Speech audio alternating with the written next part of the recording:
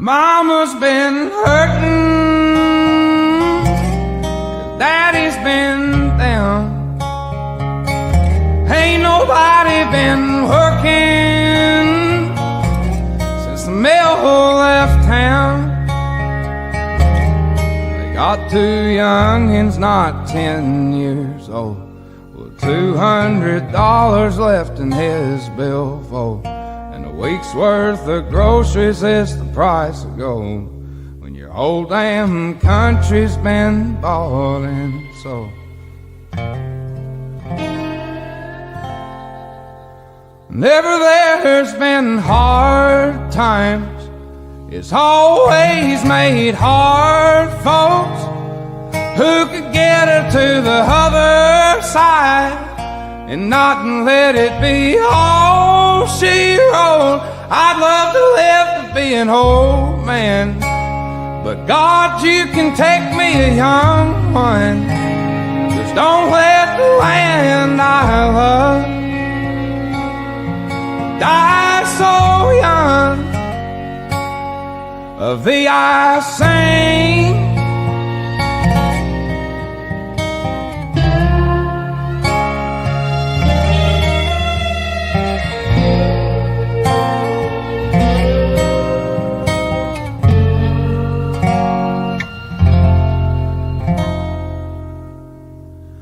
I've been flying low in my troubled mind. Get to digging me a hole my soul can't climb. It's the end of the world, but nobody knows, 'cause they all just stare at the trash on their phones in a land that's littered with many men's bones who died fighting for somewhere they could call home. Whenever there's been hard times, it's always made hard folks who could get her to the other side and not let it be all she wrote. I'd love to live to be an old man, but God, you can take me a young one. Just don't let the land I love die so young. Of thee I sing,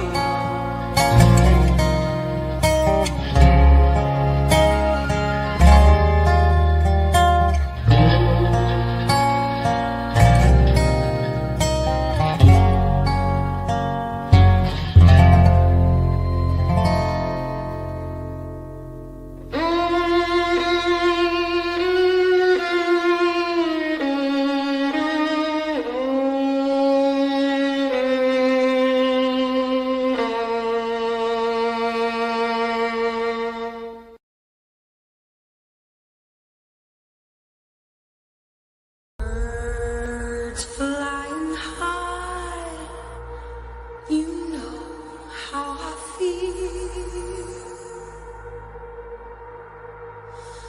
Sun in the sky, you know how I feel. Breeze drifting on by, you know how I feel. It's a new dawn, it's a new day, it's a new life for me, yeah.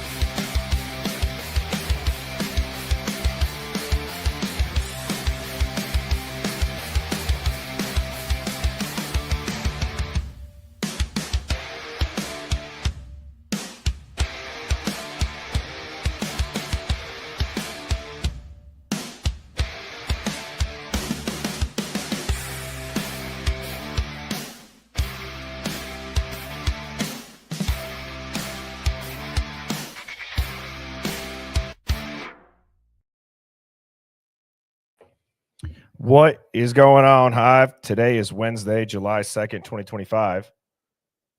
And I don't know what I just watched in that hearing. It certainly didn't feel like it was the full truth, nothing but the truth. So help anybody in that courtroom.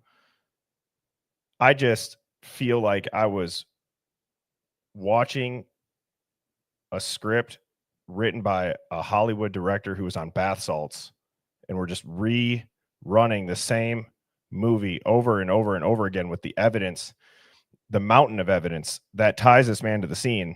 And I already know there's going to be people that say, Birdie, you're just in denial. Shit, maybe I am in denial, but I can tell you this. I think this way about just about everything. And this would be no different. Any lawyer that sits next to their client and listens to the prosecution say what they're about to prove in court, and they say none of this information or some of this information hasn't been heard by the public or it's not known, and then just pretty much reads the PCA, to sit there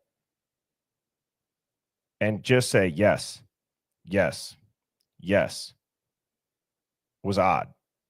It was very wrong. It felt very wrong. So, anyways, that was my little rant. Had to get that off my chest. I got Sammy T Mafia backstage. I'm going to bring her up here in a second after I say what's up to the Hive. I see Phoenix is in here. Jody, Luna, Holly, Kathy, Moto Man. Man, you stay coming with the super chats. Thank you so much. I appreciate that, dude. Just wanted to say thanks for all the great thought-provoking shows. It was great getting to know you all. Keep the tinfoil hat on and low and keep the government out. They're listening. Moto Man out. Well, Moto Man, I hope you stay in the Hive and you hang out for a while, because the Hive's not going anywhere. What's Gucci, my Louie? Actually, I could say what's Gucci, my Lori, with that one up on the name. What's up, Purple? Jeremy, good to see you. Kittens will rule. Tech Girl, Gabby Girl, Ray, beautiful lie. I agree. Amina, absolutely. My brain hurts. Shannon. Karen's tuning in from the UK. What's up, my fellow cheesehead Doms? Velma's Glasses. That's a cool username. Nashville Blondie made it over from TikTok. One of the OGs over there. Good to see you. What's going on? Linda is tuning in from Connecticut. Brooke says she's in mourning. Karen, my head is spinning too. Janet's in South Georgia. Where's everybody else tuning in from? We got Savannah's in Texas. Sydney, Australia, the Hive down under. West Virginia. I love Amanda's profile picture. Another UK. North France. That's wow. How do you say hello in France? Bonjour, maybe. Florida, Nashville, Alberta, Canada, New Mexico. Welcome, my dog. Their first live. Yay, you is correct. Thanks for tuning in. Arkansas, Isle of Skye, Myrtle Beach. Indiana's in the house. North Florida, and we got somebody from Pittsburgh. Everyone's starting to say bonjour in the chat to our French friend. Jersey Shore, Spokane, middle of nowhere, Ohio. Doug Wilson. That's a perfect name to finish on, since Sammy T is the guest. The first time that Doug Wilson was in the chat, tied Sammy Pretzel with thinking it was Doug Wilson from the church. So I'm going to go ahead. I'm going to bring Sammy up. Sammy, what is going on? Bonjour, mes amis. What does that mean? Hello, my friends. Hello, my friends. Or more like we should say bonsoir. Bonsoir. Which is good evening. Bonsoir. Good evening. You know, I took 3 or 4 years of Spanish in high school, and my family and I, when I was like a freshman in college, we went on a family trip to one of those all-inclusive places, which is pretty much just America in Mexico, and everything's all like free. Like, there was some comedian that was like, whenever Americans go to all inclusives in Mexico, it's just like you kind of get this like power trip. It's like he makes a joke about it. He's like, I want 300 jalapeno poppers, not one more, not one less. And you just get whatever you want in these resorts. And it's like, That's nice. But where I was going with the language thing is we went to the mall, Uh-huh. the American mall. Like they have like an American mall. We went to like the actual mall in the city. And I was the only one that kind of knew Spanish. And my father, not that he didn't believe me, he just thought he could do it better. And all my dad did, and thank you, Jeremy, so much for the super chat. You guys are awesome. Whenever I see those come in, I appreciate it. My dad just kind of spoke English with a Mexican accent. That's all he did. He pulled a hilarious Baldwin. Yes. Oh man. Well, Bonjour. Sammy, obviously today we were talking backstage about the hearing. What do you think about it? I was disgusted. I thought it was the strangest thing I've ever witnessed thus far. It was very clinical and tense, but unsatisfying. And as the thing that bothered me the most was Bill Thompson's rendition of why he's guilty, which read just like the PCA. And parts of it were like, you will admit he wasn't, we couldn't put him in the house, couldn't place him there. He's listing cars that look like his, but weren't identified as his vehicle, circling the area. I mean, the whole thing just sounded like a fucking joke. And I am confused.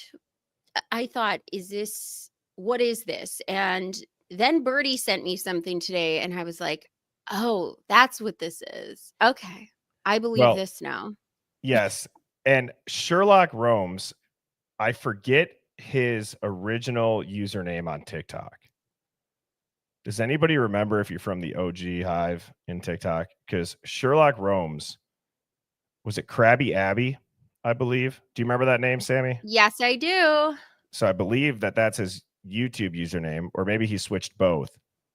But that dude, his brain is one of those brains where it's like you hear him start off saying something, probably similar to how a lot of our friends feel when we're talking to them. But he does it even in a way where it's like, it's impressive. It's like, dude, you just said something and it's like, hang on, you're going to now piece it together. And I'm going to get into what it is that he said and alleged. And I did some digging to see if I could verify it, or if that might be what it is. I'll let you guys be the judge. Here's what I'm going to say, though, before we get into it. And Sammy, I think you'll echo this. Everybody is going to be in this. I told you so. I told you so. You guys are wrong. Shame on you. How dare you question it?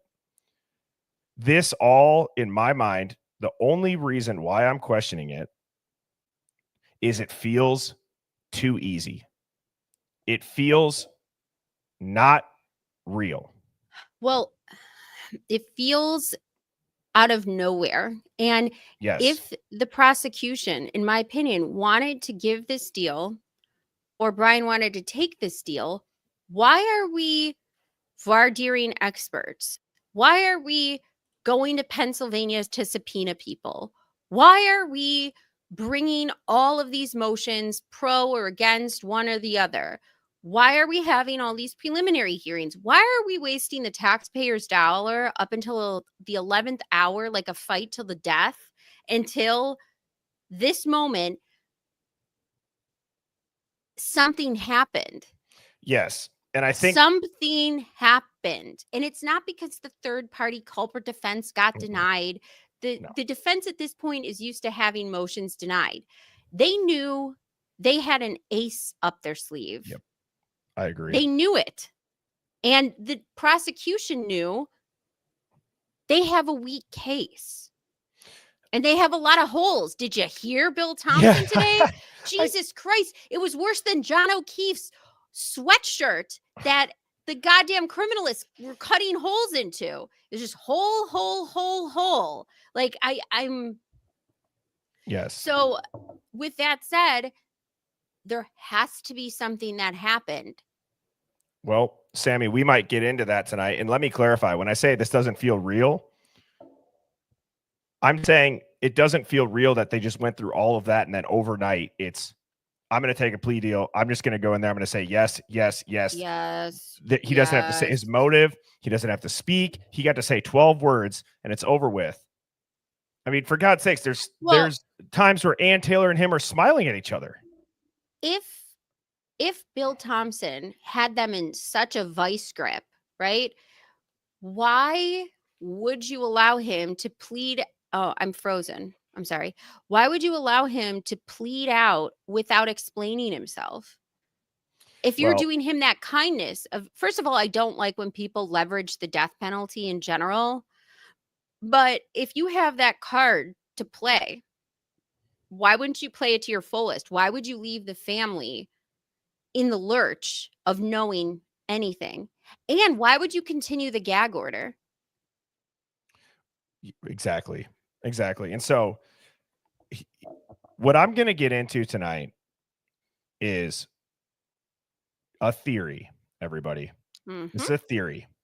So before everybody jumps down Sammy and I's neck here, understand this is a theory. This isn't for everybody. If you believe that he's guilty and you believe that the news is telling you the truth and that the prosecution has this damning case and that Kohberger was 100% involved in some way, shape, or form, meaning as a criminal, like criminally involved, then this might not be the stream for you. But if you have an open mind and you just like to think about shit and how it could have happened, buckle up, because I think that Sherlock Holmes Mhm. absolutely might be onto something.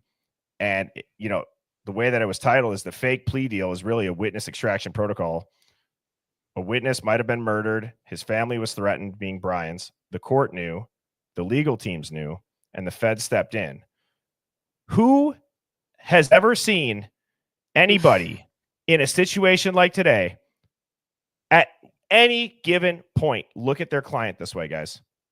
On top of it, Ann Taylor is not, as a public defender, going to say in open court, Your Honor, my client is innocent. That's not what defense attorneys do. Even like you're pleading for somebody to be innocent, but that basically means not guilty, meaning we're going to find enough holes in this that will set you free, even though I know you did this, right? Yep. That's a lot of what defense attorneys do. Ann Taylor stood up in open court and said, Your Honor, my client is innocent. Bryan is innocent. That is going out on a limb. That's open court. And she's after saying that, she's smiling now that he pleaded to all this and he's going to get life in prison. Like, my Yeah. reputation's sullied and bye. Enjoy prison. I don't think so. I don't Now, think so. Sammy, you read this. You said, like, again, I'm just Mhm. logically bridge building. I'm going to read what Sherlock Holmes put together, and then I have a next slide that tries to piece it together to where it might hold some weight. And I'll let you guys be the Yes. judge for it. So Sherlock Holmes, formerly known as Krabby Abbey, he goes, and this is 5 hours ago from when I made these slides. So obviously this is recent. This is posted today, everybody. He says, I admit I was wrong. Bryan himself did indeed approach the state with a request that led to this plea deal, but he wasn't asking for a plea deal. He asked them for admission into the witness protection program. I will explain. The reason he asked for it is because he is afraid they're going to murder him in prison. You see, Bryan and Ann had arranged with the court a star alibi witness for Bryan. This witness was a local Coeur d'Alene resident with ties to the firefighter community. Not only was this witness registered as a sealed, protected defense witness on the court docket, but everyone in the courtroom knows who he is and that he was subpoenaed. Wait till you see the next slide. He was subpoenaed to testify for Bryan's alibi. He was going to exonerate Bryan with irrefutable alibi evidence, but he also had successfully FOIA requested a bunch of Coeur d'Alene footage from EMT body cams from November 12th and 13th, 2022. Hive, what did I show you guys over the last two streams in regards to this fire that's going on out there? And I pointed to exactly that. even before, like, Birdie and I were saying to each other when the firefighting shooting and police shooting happened in Coeur d'Alene, we were texting each other and I said, something feels off. Like, something feels wrong. And I was even making TikToks about this. Like, why does this feel so off? Why does this give me Matthew Crooks vibes? Mhm. It was very odd. And then all of a sudden, out of that comes down the news. We're Mhm. getting a guilty plea out of nowhere, even though there was stuff on the docket and things were really Yep. rolling. Exactly. And if you listen to what Sherlock continues to say, he said by June 18th, hearing for motion of continuance, the entire court staff knew Bryan would be exonerated by this witness. On June 18th, the defense team was running full sprint towards trial, nothing in their way, no looking back. Then, a few days later, this very witness was murdered in an incident at a Coeur d'Alene firehouse in a purported sniper attack. There are also sourced whistleblower reports that Bryan had received death threats to his life already by this point, and that a family member of his was also murdered in similar fashion the same week to send a message that the threat was real and credible. And so by June 20th, Bryan immediately begged the state, not for a plea deal, but to place him in witness protection. So the powers that be decided to coordinate a fake story about the firehouse sniper incident, coordinate with the media to maintain Bryan's cover story as the guilty guy for the Idaho 4 crimes, play a fake story about a plea deal so they can get Bryan into witness protection ASAP. That's why the plea deal makes no sense given the facts of the case. That's why the firehouse sniper story also makes no sense and is full of continuity holes. And that's why this all feels confusing and like it was sprung on us out of nowhere. A fake plea deal guilt or narrative is the perfect way to stop all court proceedings and get Bryan into WITSEC ASAP. Poor guy, he may get Epstein in his cell anyways. He's horrified he's going to be killed and knows this fake plea hearing is the fastest way to get into witness protection. But he was so close to exonerating himself. He was so close. He had the perfect alibi witness ready to testify, and that person is now deceased by sniper bullets at the firehouse in Coeur d'Alene. Judge Hippler knows the defense witness was murdered. There is court paperwork and subpoena about his schedule to testify. Judge Hippler's clerk knows who it is. The prosecutors know this is true and who he was. Ann Taylor and defense team all knew him. This will all come out and be confirmed in time. There is simply too much of a paper trail and too many people who know the sad truth here. You're welcome. I continue on to this page. Does everybody remember seeing the sheriff's return, the criminal that was sealed? Well, this was filed on June 27th, 2025, right when the theory alleges an alibi witness was about to testify, the witness was subpoenaed, and then just killed in the sniper incidents days later. This sealing makes perfect sense if this sheriff's return was confirmation of service to that now deceased witness, because in a criminal court procedure, a sheriff's return typically refers to a formal document that confirms service of a subpoena, summons, arrest warrant, or witness order delivered by the sheriff's or law enforcement agency. In other words, someone was served or a court action was executed, and the sheriff returned proof of that to the court. A sheriff's return, and in addition, sheriff's return filings are rarely sealed unless the document involves a protected witness or informant, it contains personally identifying information that could endanger someone, the recipient of the subpoena or service is involved in an active secret proceeding, or the court is complying with a protective order or federal agency coordination. I think they got so spooked after this fire incident. They literally threw this together. Like, just when Judge Hippler, think about how tense Judge Hippler was when he started this proceeding. And what was the first thing out of his mouth? I appreciate him saying, I don't let the public influence my decisions. That was important. And I think that's good to say, okay? I think it's important to say that, because I don't like judges that use things like protesting and calls. He's not your congressman, people. He's your fucking judge. His job is not to take in the public opinion. His job is to apply the law and listen to the recommendations and judge accordingly. Okay, Right. That's it. So I do appreciate him saying that, but his demeanor was something I haven't seen before. No. Where it was edgy. He was on edge, and he was worried about safety. A lot of safety kept coming up in this hearing, like those conversations seen, about the security seen and not seen. And I really quick just want to address this before the chat moves too much about how there's no verified evidence supporting the claims. if you were going into WITSEC, would you want there to be verified evidence of that? Guys, No. I'm not trying to sound like a nut job here. You can call me one. I don't care. Yeah, like That we don't makes care sense, though. whatsoever. That Like makes sense that you're not and going to know. we're not saying like this is true or not true, but I find this more likely and more sensible than whatever the F we just saw this week out of nowhere. And does this And on picture top- make more sense then? Yeah. Does this picture does this look like somebody who's thrilled her client's going to prison for the rest of her life, or somebody who knows that you're finally getting the protection you deserve? And yes, it's possible for somebody who has pleaded guilty to a crime to enter federal witness security program known as WITSEC. It often happens. Mhm. People don't realize this. Right. And Devil's Advocates was there. He was third in line. He left his house at 3 a.m. this morning. And he got there. He actually got interviewed by AP News, which is kind of cool. Out of here. Yeah. He said, without, I guess, divulging the full text, to sum it up, he said there's like something in the air right now, even chatter amongst just people there, journalists, bystanders, like something is about, like something just doesn't feel right. Something, I forget how he described it, but do you remember too, like, by the way, just to cut in, because somebody in the chat said, do you remember W.S. Kim mom mentioned something about a firefighter?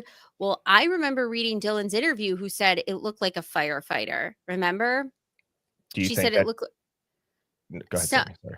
something about a firefighter. W.S.U. Kim said that. And in Dylan's interview, she said it looked like somebody like a firefighter. Remember? Yep. That's interesting. Good callback, chat. Good callback.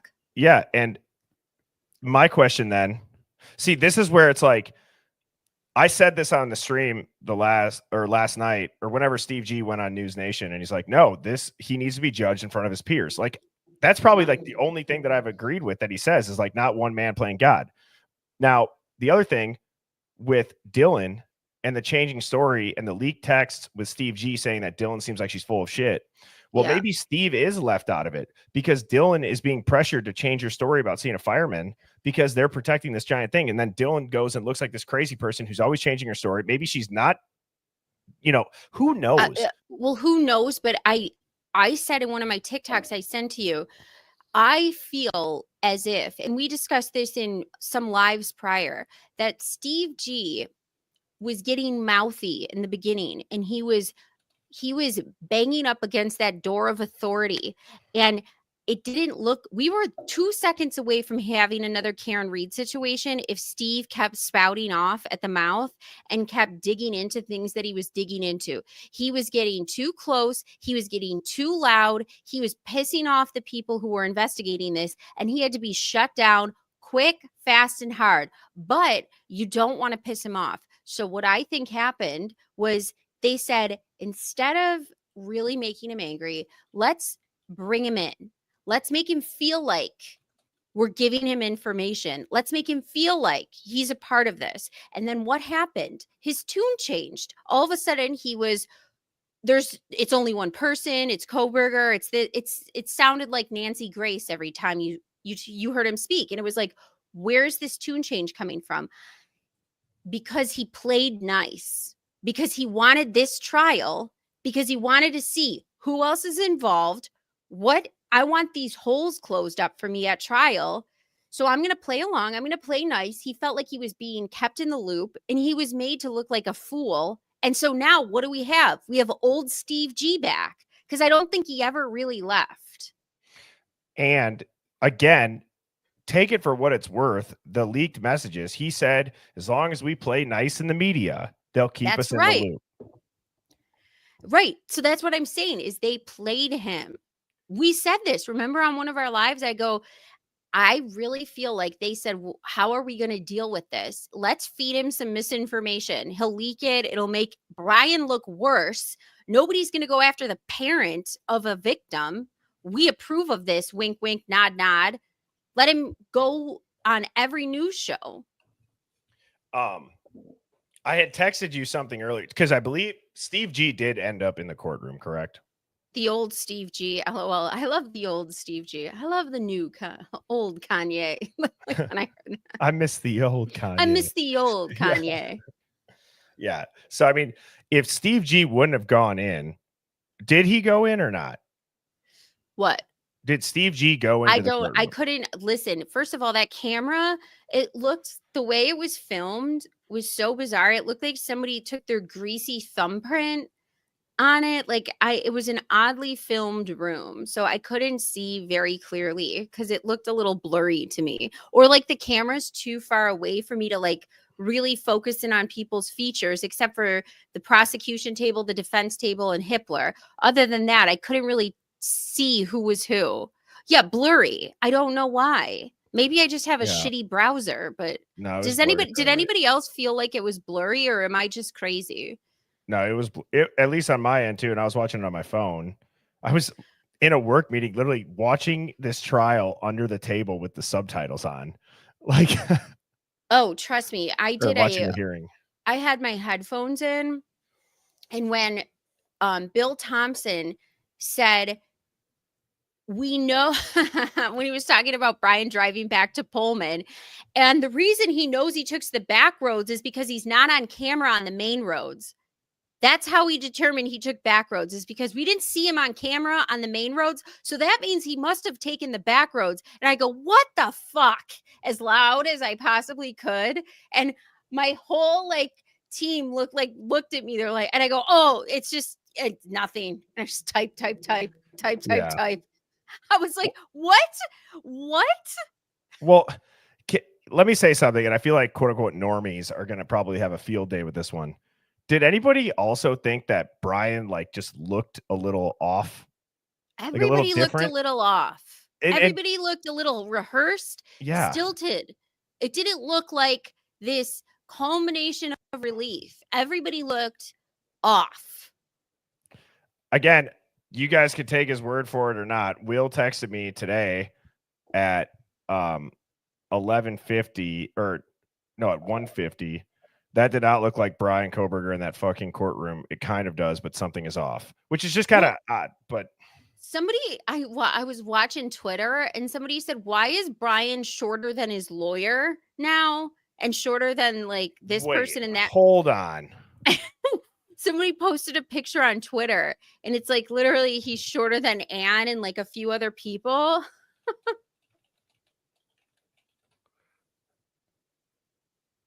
Well, here, I guess we'll just have to pull up. This was a while ago, but I should have screenshotted it. I mean, it could be the haircut. I mean, it's whatever. It's just. You're pleading guilty. Time for a barber shop. Like what? Since when does the criminal justice system give a fuck if you have a haircut for court?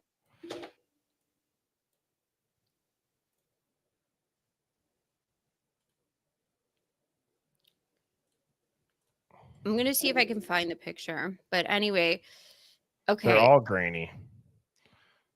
That's the other part is like, why was this so weirdly filmed? And then remember Hippler said, we're only having a photographer in here, but we're doing the live stream. But like I said, I'm not the only one. The live stream was bizarrely fuzzy. And this isn't just a hair. Like my man is lined up right now. Like that's faded up. That's not like a jailhouse haircut. You know what I mean? It's like, I don't know. Well, I don't know if you can leave. I don't know if you can bring in a barber for that shit. I have no idea. I know. Do they do that at jail? I mean, I'm sure they do. I just actually, my fiance, so his family was in, I don't know if I should say this.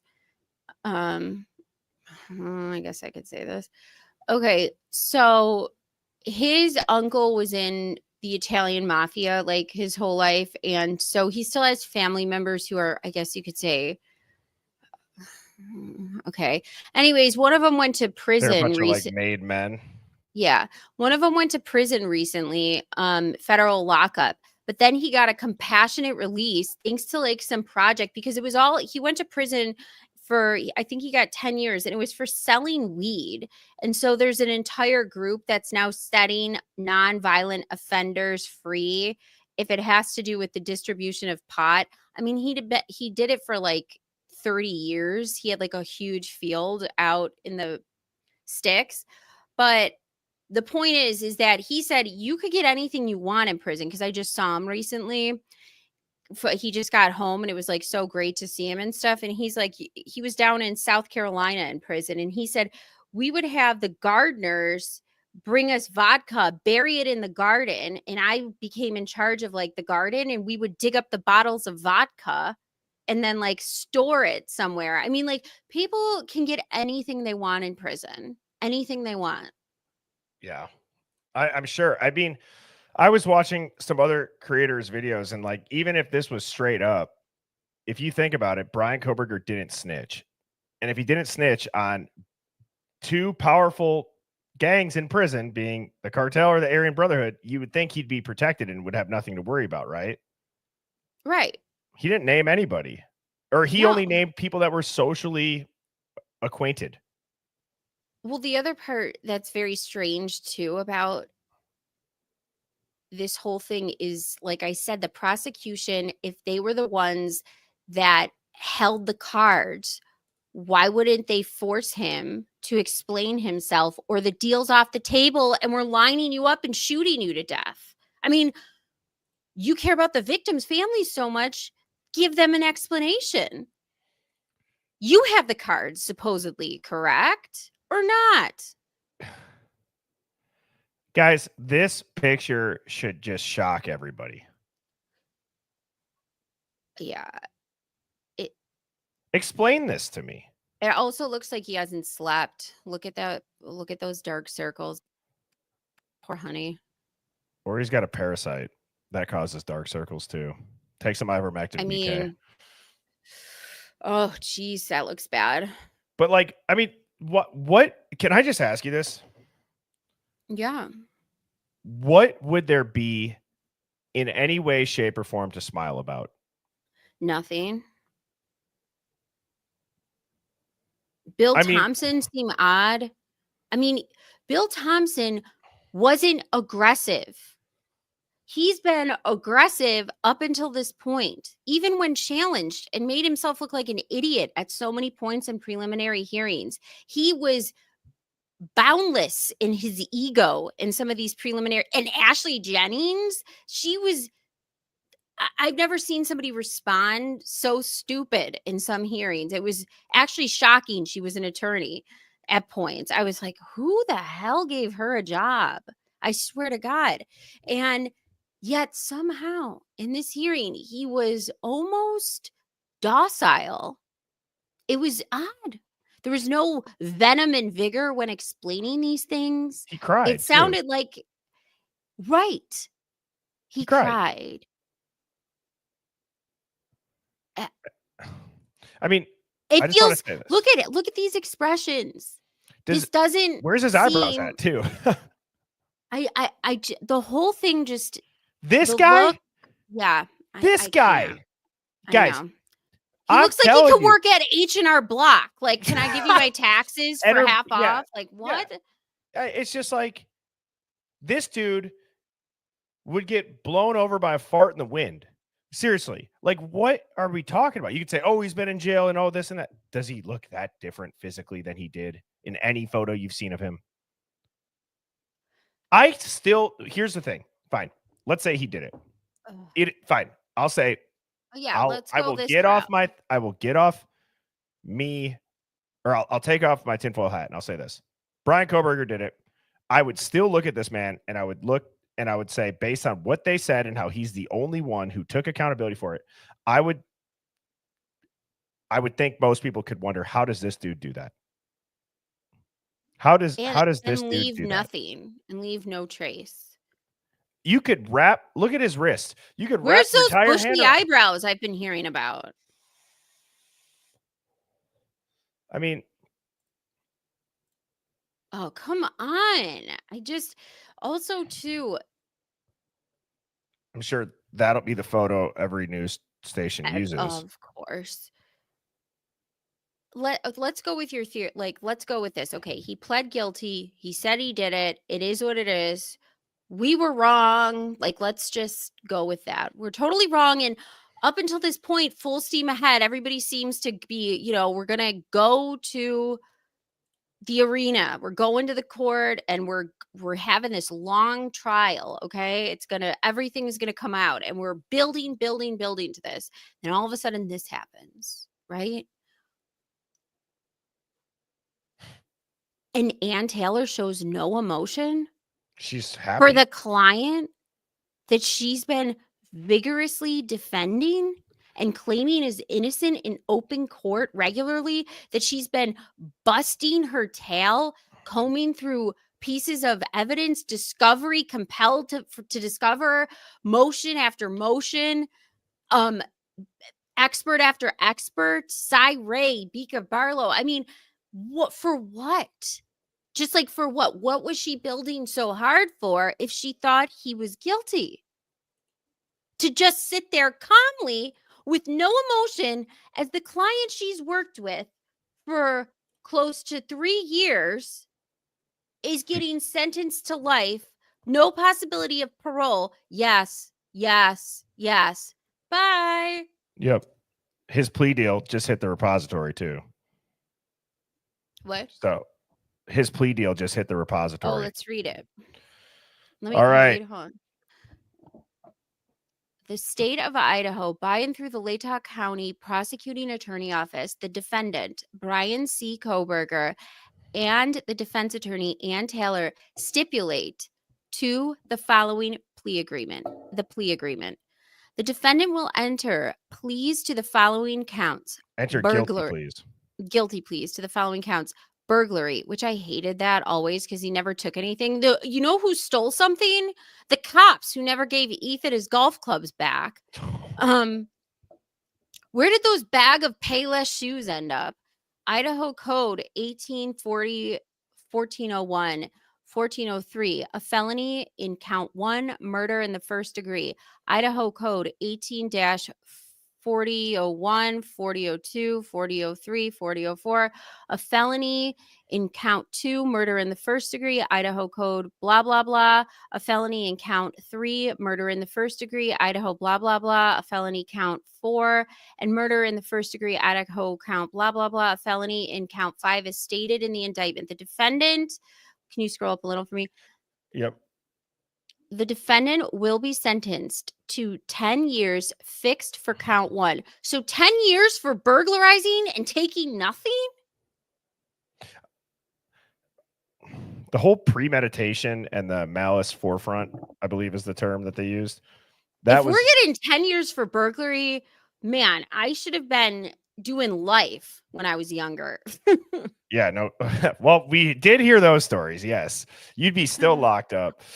Macy's has got to charge me for life in prison for ripping off. All right. So he's also going to receive fixed consecutive life sentences. The state may seek restitution. This is pretty much what Hippler read. Yeah. And he read it with no emotion. I was waiting for him to say, you know what I was also waiting for him to say? Something about did you have an accomplice, or did you act alone? Are you sure? Did you have an accomplice? I was thinking, if this is for real, he's going to press him on these issues. Or maybe the parts where Bill Thompson gave his reasoning, like, oh, we feel as if during the investigation, he must have taken the back roads because we couldn't see him on camera going down the main roads. I thought maybe the judge will ask something like, did you take those back roads? What roads did you take? Like something like I thought he was going to pick in on the things that the prosecutors couldn't prove because they didn't have enough evidence. I thought, okay, maybe at least if this is for real, the judge is going to get up here, listen to the state's reasoning, where they basically just regurgitate, regurgitated the PCA. But no, they said it was new too. They said it was going to be new stuff. There was nothing new. The only thing new we heard now is that there was 23 times that he prior visited the area, which, by the way, even Thompson had to concede that it encompasses a large area because that cell tower is in an area where it's populated mostly by college students, encompasses a large radius. So he even said that. And then Right. also had to admit there was never a time where we could connect the phone directly in 1122. So I thought, okay, Bill Thompson's saying all of this. I think if this is serious, Hitler's going to press Bryan on these holes to see if he could fill them for the families, for the case, for the public. Nothing. No holes filled.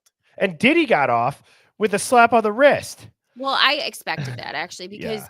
number one, Thank you, if Sharon. you wanted to chart, I made a TikTok about this. I said, everybody's shocked. I'm not because money can buy the best defense, but because the feds tried to stretch what the RICO statute could be.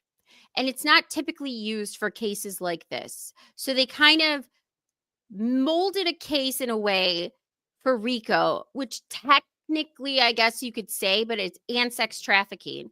But they built their case around some not credible witnesses, which leaves reasonable doubt. You give more than not credible witnesses. Some are sympathetic, but even the sympathetic ones had text messages saying, I can't wait to freak off. Okay. Not saying he's not a monster. He is full blown fucking psycho. Okay. He's a wacko. He's a freak and he's an abuser.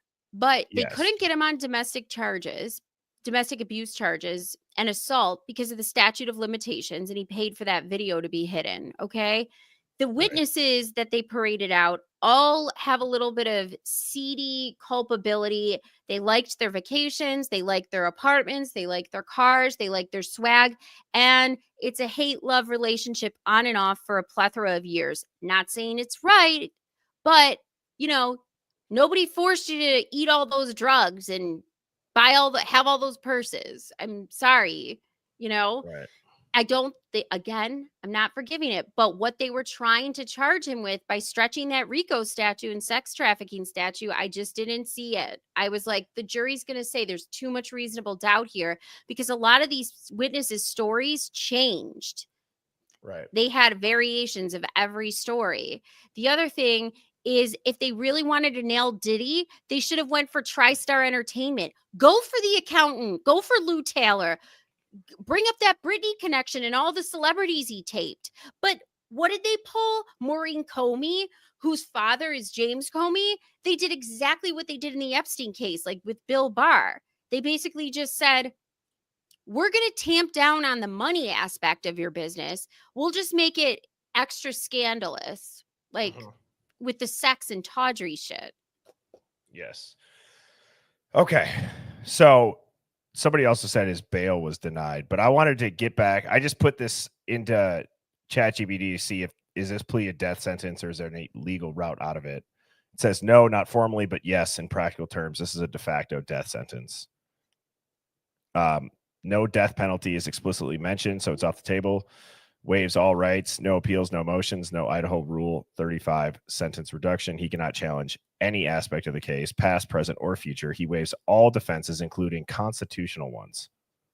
And Anne was fighting for that tooth and nail. And all of a sudden she just said, okay, shrug, smile, yay. So he's got just doesn't ring true. Right. See, guys, I'm telling you, this starts to line up and make a hell of a lot more sense when you look at that. What defense attorney would do that, would accept it? When you showed me that, I said, thank you for sending me this because this rings so much more. They already had a problem because I think the whole reason why these kids were unalived is because of they couldn't protect them and they screwed up. They had cops sitting outside the residence, guys. What, you think they were just doing alcohol checks? No, they weren't. And they screwed up and they didn't protect those kids. And now you have a firefighter who was most likely going to be some sort of subpoenaed witness for Bryan and exonerate him. And now you have a mass fire and sniper and multiple gunfires and a Matthew Crooks like Patsy laying against a tree with a gun that doesn't match the bullets at the scene in the forest. And Sheriff Norris said it was unclear how the suspect had died. His body was moved quickly from where it was found because of rapidly spreading fire. Goes on to say, because of the encroaching fire, authorities had to scoop the body up. The scene was compromised as a result. Guys, pull your heads out of the sand if you can't see what's going on here. And on top, what does that sound like? Remember the next day when Matthew Crooks, they were hosing down the roof. They weren't taking trajectories and doing the entire. It was like John O'Keefe on the roof. That's what they were doing. They were getting rid of it. So we don't know what really happened. What really happened to Matthew Crooks? This is the same situation. If the fire was burning from 3:15 on, and they were so worried, and they came upon the body, they were worried he was going to be burned, it would have been burned already. Well, and then where is this one? Oh, I thought I had it. Somebody sent me yesterday. Here, I can pull it up quick. Somebody sent me yesterday. Look at this too with the fire, Sammy. This is super interesting. Oh, and by the way, before you pull this up, fires, what did Allie Carter say? Allie Carter is the child who was sex trafficked to all these celebrity elite parties. She speaks out about it. Do you know who she is? She's that black girl who speaks out about being a foster child who was she was sold from her by her mother, and then she was sex trafficked to all these parties and MK Ultra and stuff like that. She speaks out, goes to court, makes a bunch of TikToks, scared for her life, but she still continues to speak out. What did she say before the big LA fires? She said, when Diddy was arrested, because this is what it was really about that they're covering up. When Diddy was arrested, she goes, watch out for the fires because they're going to burn down the city before they turn over what's really going on underground in the city. They're going to burn it to the ground. And guess what happened? They burned the goddamn city to the ground. And I think that's an MO almost. Like when I see this, I go, oh, just like Allie Carter said.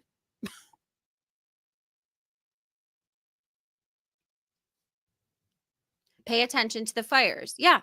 Look at Maui. Am I back? Yeah, I can hear you. I don't know. Sorry, guys. So somebody in our hive said, as a former wildland firefighter and Forest Service employee, this is very odd. Day 3 of a relatively small fire. They have 0% containment. The fire went from 15 to 20 acres, now to 38. Yes, fires can grow, and sometimes getting containment under control can take several days, but 0%, it's almost like they want the area to burn, get rid of evidence. Here's a text from my biological dad, 20-year Cal Fire hotshot, wildland firefighter. He's not buying it either. You can see this. Oh no, you're dying. What's going on? Guys, is Birdie frozen for you? I don't know. Well? My stupid air conditioning. I should be back. The freaking air conditioning pisses me off in this place. I don't know how when air turns on, it short circuits everything else in the house. You must have like bad wiring, or like it must take too much. Wait, what state do you live in? Wisconsin. You live in Wisconsin. Yes. Do they have energy letting problems? Everybody know, Sammy.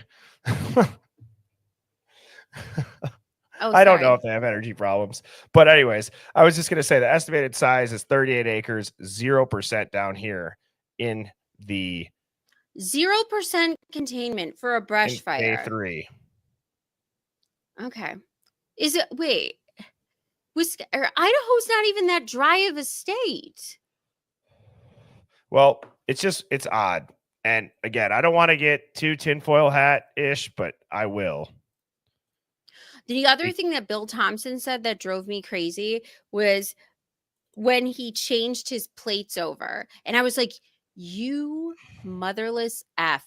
You know he changed his plates over because he got pulled over in that August stop that you mentioned where the cops said, you have to do it by this date. And so he knew this is the last week that I have before I get in trouble. Yep. I agree. And the thing that I want to continue to point out is, why is it that in everything surrounding this case, it's a picture of a picture? I don't understand it. You can see a cell phone here. Okay, you obviously got the phone there. It's like, this is what they're doing. They're releasing this shit, Dateline, I whatever. know. It's just odd. And I put it into, I've said this on the stream before. It's just, this is crazy. I put it into a GAN, or like a forensic facial analysis. I watched. Yeah. Crazy. I watched your live, and No. Rick and I were watching your live. Before you even were explaining this, he goes, "Is that like a realistic drawing?" And I said, "You think it looks fake?" He goes, "That's not a real picture." And I go, "I know."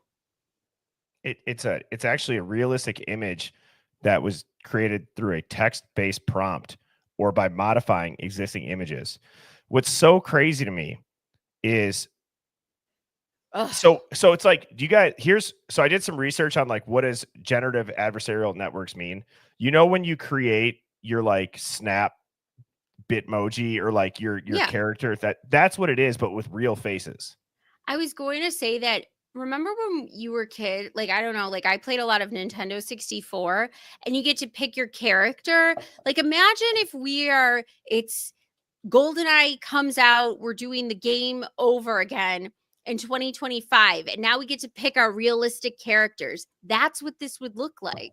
Instead of like Odd Job and Natalia that looks all blurry and shitty, the graphics would be that spectacular now in 2025, right? Like Yes. an AI GoldenEye. That's what it reminded me of. This is interesting. Somebody in the Hive just sent me this. It's Wes Raleigh. Is it Raleigh or Rollies? Whatever it is. The shooter from Idaho. This is grandfather speaking out today. Oh, It was that's so posted sad. an hour ago by Stalin 19. So let's go ahead and give this a listen. This is At least the suspected shooter in Idaho that took out the firefighters. By the way, at least with Wes, this guy has family who seems like he has a exposition, a story, and people who care about him. The Matthew Crooks kid sounds like he was homegrown out of a BlackRock lab, and just nobody gave a shit. Yeah. His grandpa and his dad were talking on the phone, and they're like, how did this happen? It's funny too. Kootenai County, Bob Norris said the suspect's social media was wiped, but he doesn't know who deleted the posts. That was so wild to me that he actually vocalized, I don't know how that happened. What? Who's doing it? Does the FBI know who this kid is before you do? You should see some of the ties that he has too with his dad and the Hells Angels. And well, would it make more sense if people did know who he was because of this, because of what we're talking about today? I don't think Sherlock Holmes' theory is that big of a stretch. To me, it rang more true than whatever we watched today. Whatever that whole terrible bad acting was, because that's what it was. It was bad acting. Yes. So, all right, this is the grandfather of Wes Raleigh. I don't know which one he is. I'm assuming did he really label his name as the GOAT, or who is he? Tom Brady? I have no idea. Let's see what he says. Borgo's Can you hear that, Sammy? Mm-hmm. was your last wife. My right? estranged wife's grandson. She Why do has you call three it your grandsons. estranged? Why? Because you guys aren't officially divorced? Yeah. So you have to call it your estranged? Already, right off the jump, does this guy think this is like a comedy show? For F's sake, he's literally interviewed. He is, though. No, that guy is a comedian. The top left is a comedian. I've seen him on Anthony Cumia's show. Do you know Opie and Anthony? Yeah, that of top course. left guy used to be on the Cumia network. My question, though, is why this is like a domestic terror attack suspect's grandpa. I'm shocked that he's on there, but I've seen the GOAT as a comedian, or I don't know, maybe he was just a podcaster, but I've seen him on the Cumia network like maybe 8 years ago or so. And then him and Cumia got into a fight. Don't ask me. I'm like a very radio person. Like I'm an old school person who loves like old radio shows. So I subscribed to the Kumia network when that whole fallout happened, and I used to see that guy all the time, and he would piss people off. He'd always get into fights with people. Well, let's see if he does it here. No, you don't have to. You can just say, call her But whatever. she's your ex-wife, but you're not officially divorced. True. So I saw in the news they said the kid had ties to California. So he grew up in California. Well, he was born there. He was born in Riverside. We're talking about the guy who shot the firemen. firefighters. Right. Yeah, and then it was Idaho. Idaho, yes. Yeah, and his dad, my ex's son. She has 2 sons and 2 daughters. The son, the second son, lives up in Idaho with a second wife and 2 younger kids. And this shooter lived in Arizona with his mom up until recently, last year and a half or 2 years. He would kind of come and go. He'd go to see his grandfather in Oklahoma, and then he would go back to his mom, and then he went up to live with his dad. But he wouldn't, he just never followed any rules. It's like, he was one of those kids that was smart, and school was easy, so he just stopped going to school. Oh, I don't need to go to school. I think he dropped out with he only had 2 courses to finish in high school, so he just quit. It says that he was going to high school in Phoenix, where his mother lives, but then he left. Yeah, that was probably 3 years ago. Right. Last summer, he moved to Idaho to be closer to his father, according to the news. Yeah, his dad, like his mom and his dad were married, and they lived in. When I met him, the dad was in the army stationed in Germany. So they're always like, "Oh yeah, guns," and the mom. But didn't I read in the paper that his dad had something weird with the police or something? No, the dad doesn't have any. There's no criminality in either his father or his grandmother or grandfather. Birdie. Like there's no criminality in any. Strange. Why? Because you guys aren't official. Grandmother. The guy's name is Kevin Brennan. The goat? The goat is Kevin Brennan. And now that I was like, yeah, that's right. So he used to be on the Kumia network, and then he started this podcast in 2016. And that's when I remember the fallout between Kevin Brennan and Artie Lang also was with Kumia, and they were doing that. And it was like a huge fallout. So yeah, that guy's a comedian. Okay. Well, I guess that gives context to how he's interviewing this dude. Yes. Okay. Violence with the wife. Yeah, but I remember reading. I think there might have been some domestic violence with the wife who lives in Arizona with her new husband. There might have been that when they split up, because I think when they came back from Germany, it was around 2015 or 2016 when his army service was over, and they kind of split up at that point. So I read that too, where there might have been some domestic stuff between his dad and the first wife. Yeah, and the kid left like no reasons, no manifesto. The kid? It's your grandson, right? Like, I think his mom is kind of screwed, because there was a picture of her when the son was 12, and her and the son both got assault rifles. So every scumbag lawyer is gonna already reached out to those firefighters and go, yeah, let's sue them. She got him into guns when he was 12, and let's go get her.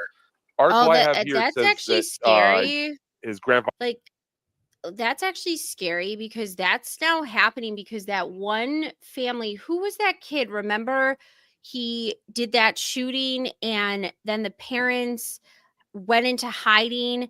They were supposed to pick the kid up from school. He did a school shooting. They sent him to school. They went for a meeting. Who remembers this, guys? Remember, they went for the meeting with the school. They refused to take him home, and he went into his backpack and then killed all his killed a bunch of his classmates. What was that guy? And then the parents went to prison for this, both the mother and the father. That was in Michigan. Ethan Crumbley's. Yes, that guy. So this isn't like out of the realm of possibility. Yeah, and the parents did get charged. Yes, they did. Oh, I mean, they seem like shit. So, but Yeah. I don't know if they should be charged. It's just all this shit is so. We live in a messed up world. Respected law enforcement. So Okay, no, I'm getting this is what I remember reading. His father threatened to the house and burn it down during divorce proceedings. Probably. It wouldn't surprise me. This is the weirdest So- interview ever about. So that his father had him with one woman, and then they got divorced, and then she married somebody else. Yeah, she married somebody else, and then the father, he kind of moved up to Flagstaff and met some hippie chick, and the hippie chick had a family who owned farmland up in Idaho. So he's like, they just moved up to Idaho, and they were totally off the grid, like no cell phone. I don't know if they have electricity. So he basically had two sets of parents. He had his original dad and his original mom, and they both remarried. Yeah, and then he was close with his grandfather, which is my ex's first husband. My ex-husband, ex's so. first So husband. your estranged still lives there. What did she say? Did you talk to her about it? Yeah, she was kind of in shock. She was actually. Did had she a- tell you, or you already knew? No, we found out. I found out her daughter called me Monday morning. I was getting ready, and all of a sudden she's like, my phone's just blowing up. So like our phone plan still, our T-Mobile phone plan is under her name.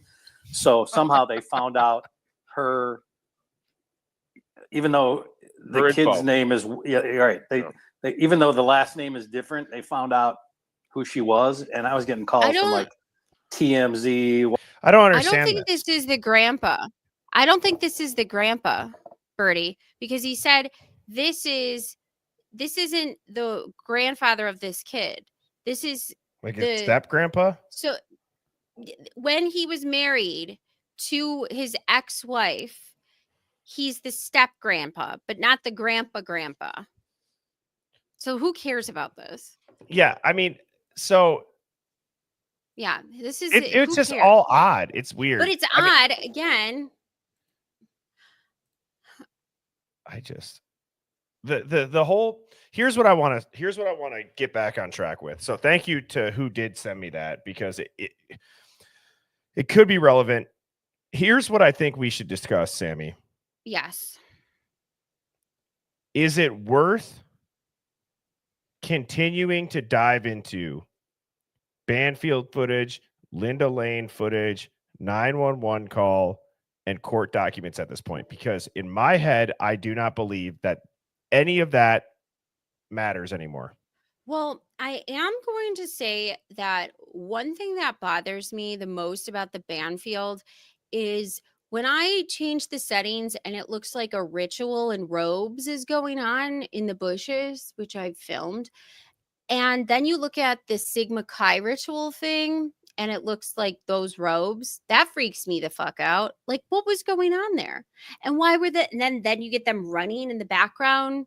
Like, there's too much that's unanswered. But what are we supposed to do about it? We're never going to know either way. Like, that's the thing that's frustrating, is that we're just left with this absence of information. And Bill Thompson seems to be fine with that. Like, I was thinking, Bill, aren't you a little concerned that you had a weak case? Listen to what he had to say. We should play what he had to say, Bertie. Bill Thompson? Yeah, I want to have our audience just let's listen to this and point out how weak of a case this is. Even if Ann Taylor lost on every motion when it came to the third party culprit or lost on the Franks hearing, there's so much reasonable goddamn doubt. Yep. I'm pulling it up. And Bill knows that. So that's why I don't believe this. But what are we supposed to do? I don't know. Where's the full stream Of Oh, the here we go. hearing? I got it here. Oh, okay. If the defendant does not appeal the sentence, guilty. Meditation and morning hour or late evening hours. lawfully, Okay, deliberately, here we go. and malice. And Let's listen Hey- to this. well, Bertie, what I want to point out something, I'm going to hold up my finger and you do the same. Or my pencil. I'll hold up my pencil.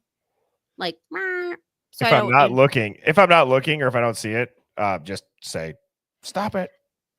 I don't want to scream at you. State at this time to provide its recitation of its factual basis had this case gone to trial. Thank you, Your Honor. Your Honor, the organization of the resuscitation is different than what I think the court and the public may be familiar with from the probable cause affidavit and other documents. The No, state's it's not. evidence, as an overview, would show that back in March of 2022, when the defendant was residing at his parents' residence or was residing back in Pennsylvania, his home state, he purchased online a K-bar knife and sheath with an Amazon gift card that he had purchased shortly prior to the purchase of the knife, sheath, and sharpener. Jumping ahead, the end of June of that year, the defendant, Mr. Kohberger, moved from Pennsylvania to Pullman, Washington, which is right across the state line from Moscow, Idaho, for the purpose of pursuing a PhD in criminal justice at Washington State University.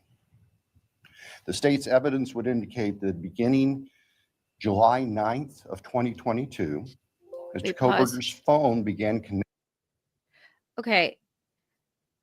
This also reminds me, I want to try to get an interview, if we can, with that professor who gave an interview to News Nation, who was going to be a witness, I believe.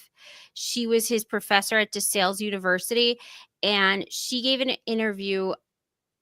I think it was with Brian Enton I watched today. We should go over that maybe next week, or I don't even care if we do it today. Basically, she said she didn't notice anything odd about Brian whatsoever. Like nothing at all about him as a student and a part of her program. And he took multiple classes with her, including like forensic psychology. I mean, a gambit of classes with her. She was like his mentor, and she wants to try to talk to him because she's upset with herself for missing the signs that he was a serial killer, because she actually wrote a book regarding serial killers' psychology and how you can pick it out and how you'll know that this person is exhibiting these signs, and what are the red flags for this sort of psychotic serial killer behavior. So she's upset with herself for missing them, and she wants to learn from it. So she's hoping and trying to sit down with Brian and talk to him because she feels like he'll trust her. But if she missed it and this is her calling, maybe you missed it because he didn't do it. Exactly. Maybe you were right. Yep. Connecting to a cell tower. And Sammy, remind me after we listen to this. Phoenix was pointing something out about how, like, apparently Hitler didn't say, how do you plea? Guilty or not guilty? He just said yes or no. Huh. I don't know if that matters. I think he said you're going to be pleading guilty to these charges. So you don't have to, I mean, it's already in the agreement. So you're not going to enter, you know what I mean? Like, I don't think that's area of going to the matter. 1122 King Road residence in Moscow, Idaho. Now, I will acknowledge for the court and all present that there are many residences in that area. It's a dense population of mostly college-related occupants. Between July 9th of 2022 and November 7th, the defendant's phone connected to that particular tower during late night, early morning hours, 10 p.m. to 4 a.m. on approximately 23 times. Now, I will acknowledge also, we do not. So he acknowledges this encompasses a large, densely populated area.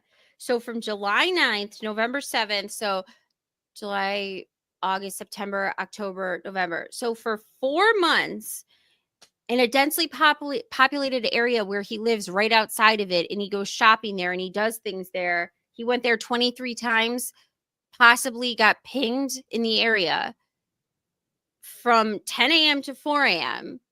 in 4 months, 23 times. Who knows for what? Drugs, shopping, eating. He doesn't know what he was doing there. That's the thing that, so what were you doing there, Mr. Kohberger, for 23 times? And by the way, he said it stopped on the 7th.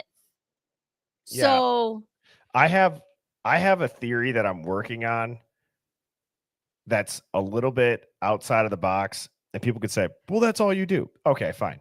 Then I have a different one, but it has a lot to do with why would he be around the house and it has a lot to do with the funding of the predictive criminal behavior, and specifically what it is that he would be doing, because I find it odd that they make it such a point to tell everybody that his phone was turned off for this certain duration, which isn't it interesting that they have him for every single time? And let's be honest, phones don't turn off 100% at all nowadays. They can be off on the side button, but there is still shit that you could track on a phone, and you could dial it to. You could ask any single person in the FBI. You can go look that up. Your phone might be turned off the power, but the phone can still be located, right? So if he's doing some sort of surveillance study, or if he's involved in that, who knows if the informant, which as Steve G mentions, they can't pursue that lead. Who knows if the informant wasn't also working with BK on that and was leaving digital breadcrumbs to do this? Who knows? Also, but I have a whole overlay that I'm going to be putting together of it. If he was studying like forensic psychology, there is a lot of criminality in these frats, and they were getting in trouble for hazing. What if Bryan was like, I want to study this sociology of like these college kids who, okay, one died last year mysteriously in a drowning in 2 inches of water. Like maybe he was having these former frat kids participate or something. We don't know. Like if he was interested in psychology, maybe he was running his own sort of forensic psychology of people. You know, you don't know. Like, but I agree with you with what you were saying.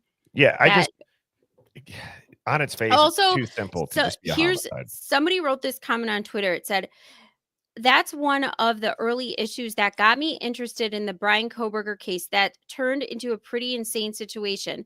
The FBI agent certainly used a backdoor to narrowly tailor his requests more effectively. The defense expert for Ann Taylor was like, wait a second, I'm looking at all of my secret backdoors too, and I see something wholly exonerating and will end the case. The only issue is he can't talk about the backdoor or share documents from it. He can only use it to confirm things. So Hippler denies his right to speak at the preliminary hearing. He tells the defense attorney, and she files a motion for discovery. There are up to 28 motions to produce this discovery for the same few items. And the state prosecutor says, I don't know what you're talking about. That doesn't exist. That's the historical records, which again, they're still pretending that you can't get them, which you know you can. Her expert worked for the same agency as Nicholas Balance, and the historical data for AT&T does go back several years. It even says it in the own FBI manual where they have a liaison that they do this work with. That's way better than pings, than cell phone pings. And even now, Bill Thompson's acknowledging that this isn't that direct of an effort. This isn't that big of a deal, essentially. Yeah. Let's just continue to listen to this, because let's just get through this. I want to continue to rehear this, because I only heard this live. I haven't went back and rewatched it. Have evidence that the defendant had direct contact with 1122 or with residents of 1122, but we can't put his phone in that area on those times. Oh, great. In the interim, on August 22nd of 2022, Lake Tahoe County Sheriff. Here's what I was thinking when I watched it. 10 seconds, real quick. If you put yourself in Bryan Kohberger's shoes, would you ever accept this? Just think about this. You're about to go away for life. Would you accept this? Well, there's lots of college towns in the area, and we could only ever put him near the scene. I'd be like, not only that, but he's saying we've only ever had his cell phone ping in this densely populated large area with plenty of people, like amidst this area, not even directly in it, and not directly with these people who were murdered. yes. And you're going to say, you know, you've done a great job, Ann. We fought so hard, tooth and nail, motion after motion, all this time. But we're just going to let this crappy of a weak case just bury us. We're just going to say we did it. Literally just said we have no evidence he was in the home. I know. Isn't it crazy? Easy. Deputy Darren Duke conducted a traffic stop in the early morning hour or late evening hours, about 11 p.m. On the west side of Moscow, on the Moscow-Pullman Road.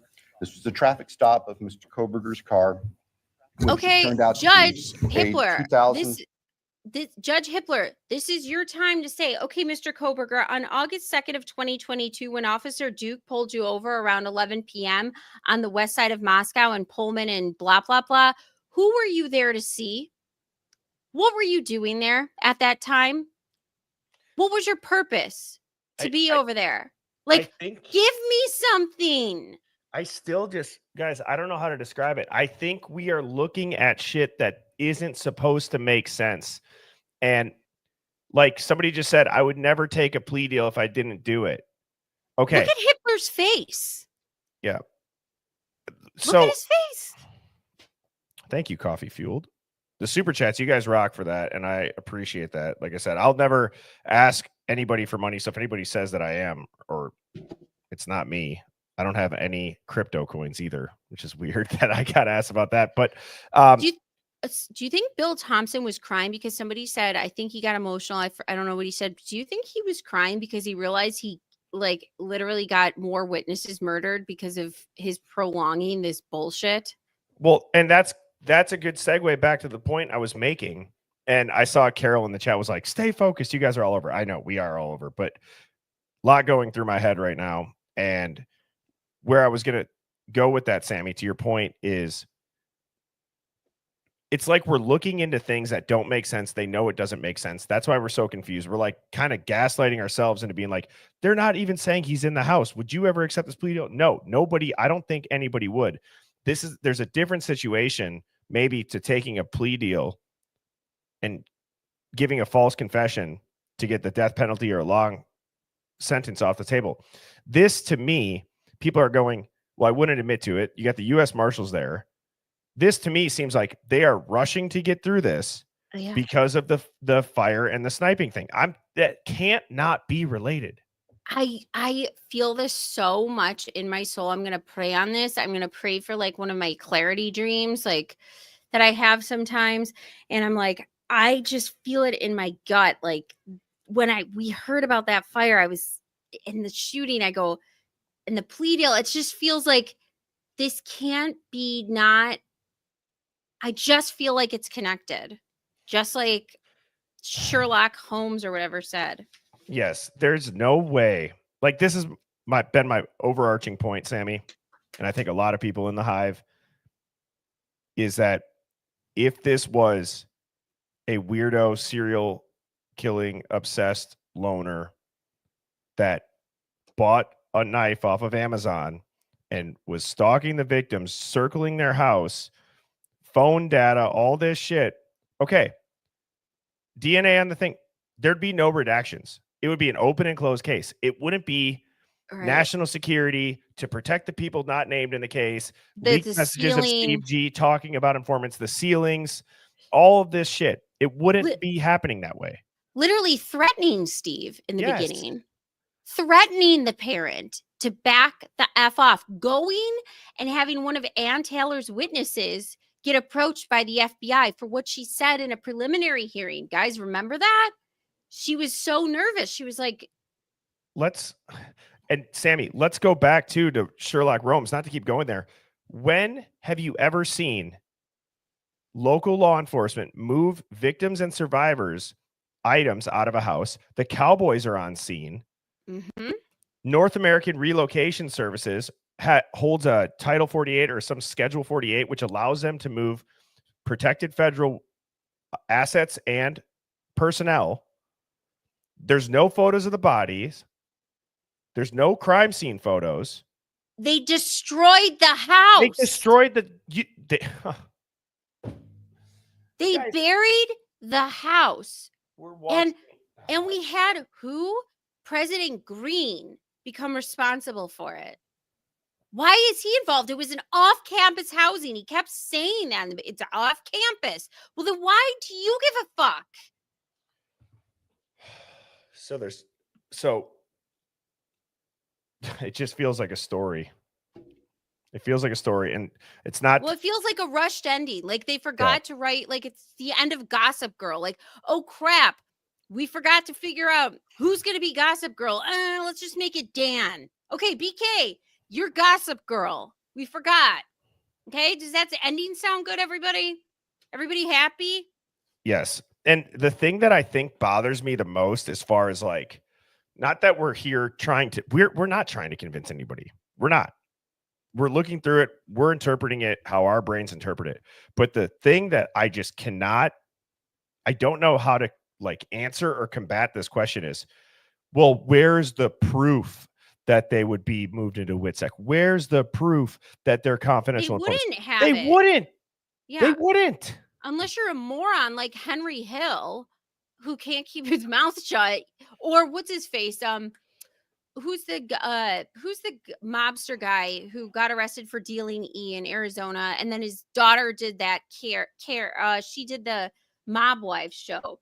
John Gotti's second guy, Sammy the Bull Gravano. Oh, Like, yeah, unless Sammy. you're that dumb, I mean, he's a nice guy and everything, but Jesus, shut the fuck up.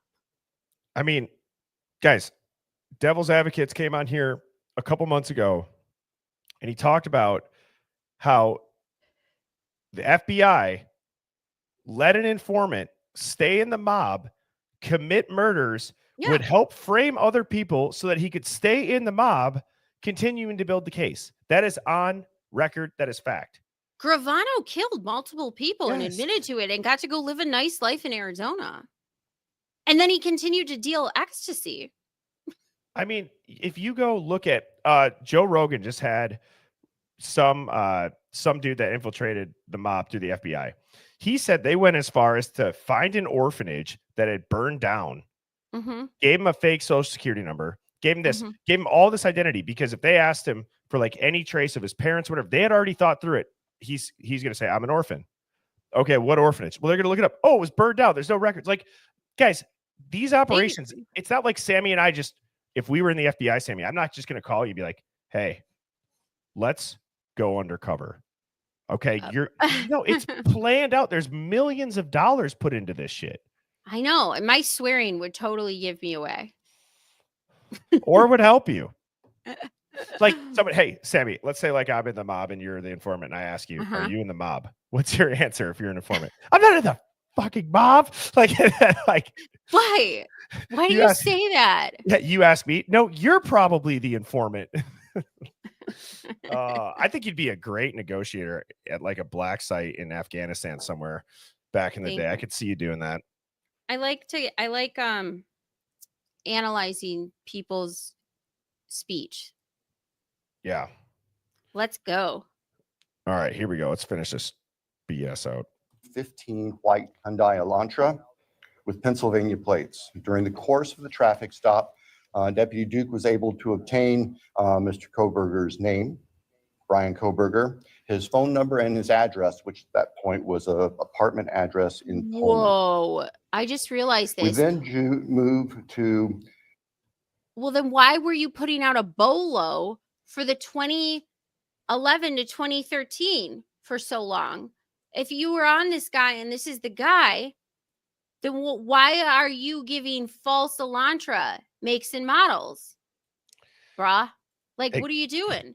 What if you knew back in August that Bryan drove a 2015? You had his name, Bryan Kohberger. You had his phone number. You had his address. You had everything. So if you suspected all the way back then in the beginning of this, I want to know what these people were doing from November 13th to when they said they got Bryan on December 19th. What were you doing that whole time? Because it seems like a whole lot of nothing until, or maybe you were. I don't know what you exactly did, but I would love that explanation. Bill, I'd love to know what you did from November 13th to December 19th, because I see nothing.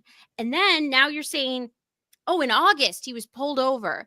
So we knew that matched the car we saw on the surveillance. Then why did you put out a bolo for the wrong year? Because sorry. Yeah, that's fine. It's all great questions. And to add to the weirdness of questions, I just saw somebody say, check my email. Well, Wes Rowley's father's profile is now completely wiped. The father? Yes. and Well, DC. I had that This is pictures. crazy. I had pictures of him with like the tattoos and stuff I sent you, like the Yeah. hands and stuff. So you got to just. We're wiping everything. If we're wiping, this is so much more likely. Man. The early morning hours of November 13th, 2022. The state's evidence would show that early morning hours on that day, Mr. Kohberger's phone left his Pullman residence, which is an apartment in kind of the central northwest part of Pullman. That phone was then subsequently turned off at approximately 2:54 a.m. and remained off until. That echo, by the way, It's is not also our fault. Yeah, it's their audio. Okay, this is what I also love too. So Bryan left his apartment at 2:54. That's funny because you guys said it was 2:47, but the network was still going till 2:54. So I'm glad he made that change. But if they would have let us go to trial, we would have realized, why did you say his network turned off way earlier from when he actually had his network turned off? That's because there's a fork in the road, and you could choose to go towards Moscow, or you could choose to go towards that park, Huawei Park. And I betcha if they didn't lie in the PCA, it would have showed his phone going towards the Huawei Park. My head's spinning. 4:48 a.m. on Sunday, the 13th of November. The state's evidence would include a trial, video surveillance of a business on the Moscow-Pullman Highway, just across the state line from Moscow. It would show a vehicle matching the description of the defendant's Hyundai Elantra. That's not entering saying that it's Moscow his at Hyundai approximately Elantra. So again, this is your evidence. That's matching the description. Matching the description. By the way, when this information got out, this is when you were still asking the public for 2011 to 2013. So the matching the description, according to you, because this is the same goddamn information, was looking for a 2011 to 2013. So how does that match the description? It has 6 spokes. What you were looking for didn't. So what is this? Bullshit. That's literally what it is. I think this is a theater. If it was good evidence, he would have said, we saw the defendant's car. But does he say that? No. He says, we saw a vehicle matching the description of the suspect's car. Okay, what was that description back then? Oh, it was the wrong year. Great. Yeah. Wrong year. Great. 2 a.m. Compiled surveillance that the investigators put together from businesses and residents then show the defendant's car, the white Elantra, as I've described, circling the 1122 King Road area, that neighborhood, starting around 3:30 or so in the morning. 3:30 or so. Comes into the immediate. Guys, we're talking about this man's about to go to prison for the rest of his life. And you could say, well, why would he admit it? Guys, the only reason this makes sense of why this is happening is I'm going to go like 40,000 foot view here. The only reason why they would go forward with this is either to keep everybody distracted from really diving into it and saying, well, what about this? And what about that? What about this? Doesn't make any sense. Who's going to plead to it? And then you have the true crime community and everyone going, and it's like, we're getting nowhere. Almost like it was designed this way. We're all stonewalled. We're never going to figure it out. They probably won't even unseal this shit. We're never going to have answers to these questions. No, but if we think of the theory that Sherlock, what's his name? Sherlock Gnome? Rome's.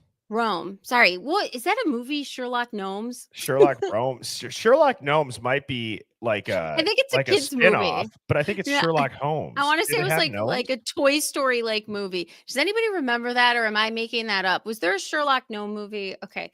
That just reminded me of Step Brothers, where he's like, Pam. And he can't say the pan. He's like, it's like comb. But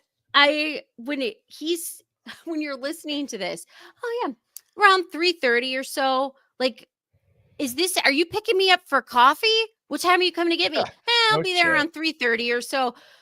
This is not evidence of anything that would even remotely get you close to being locked up for prison in the rest of your life for a homicide. The businesses circling, we saw his vehicle possibly circling the neighborhood at 3:30 or so. I'm sorry. What?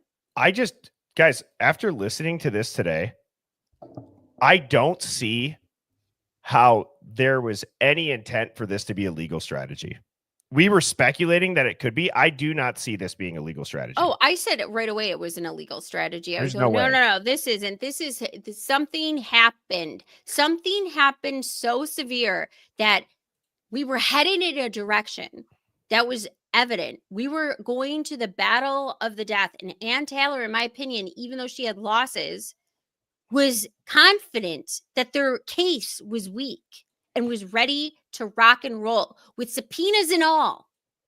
For all we know, there is so much shit going on in this I-90 highway of trafficking and crime and gangs and whatever else is going on that maybe there's big operations about to take place. We're like, we need something to completely give us an umbrella cover over this entire area, because otherwise, if you start seeing this leader of the cartel went down, this leader of the gang went down, this person was arrested for trafficking, this person was arrested for this, people are gonna be like, what the hell is going on out in Idaho? But now this is all we're going to talk about. We're only going to talk about a single perpetrator. We're and not none going of to the other talk shit. about we're not going to talk about why 0% of a fire is out, or why there was so many shots fired in multiple directions, kind of like Butler, Pennsylvania, that we can't talk about. That got my channel nuked too.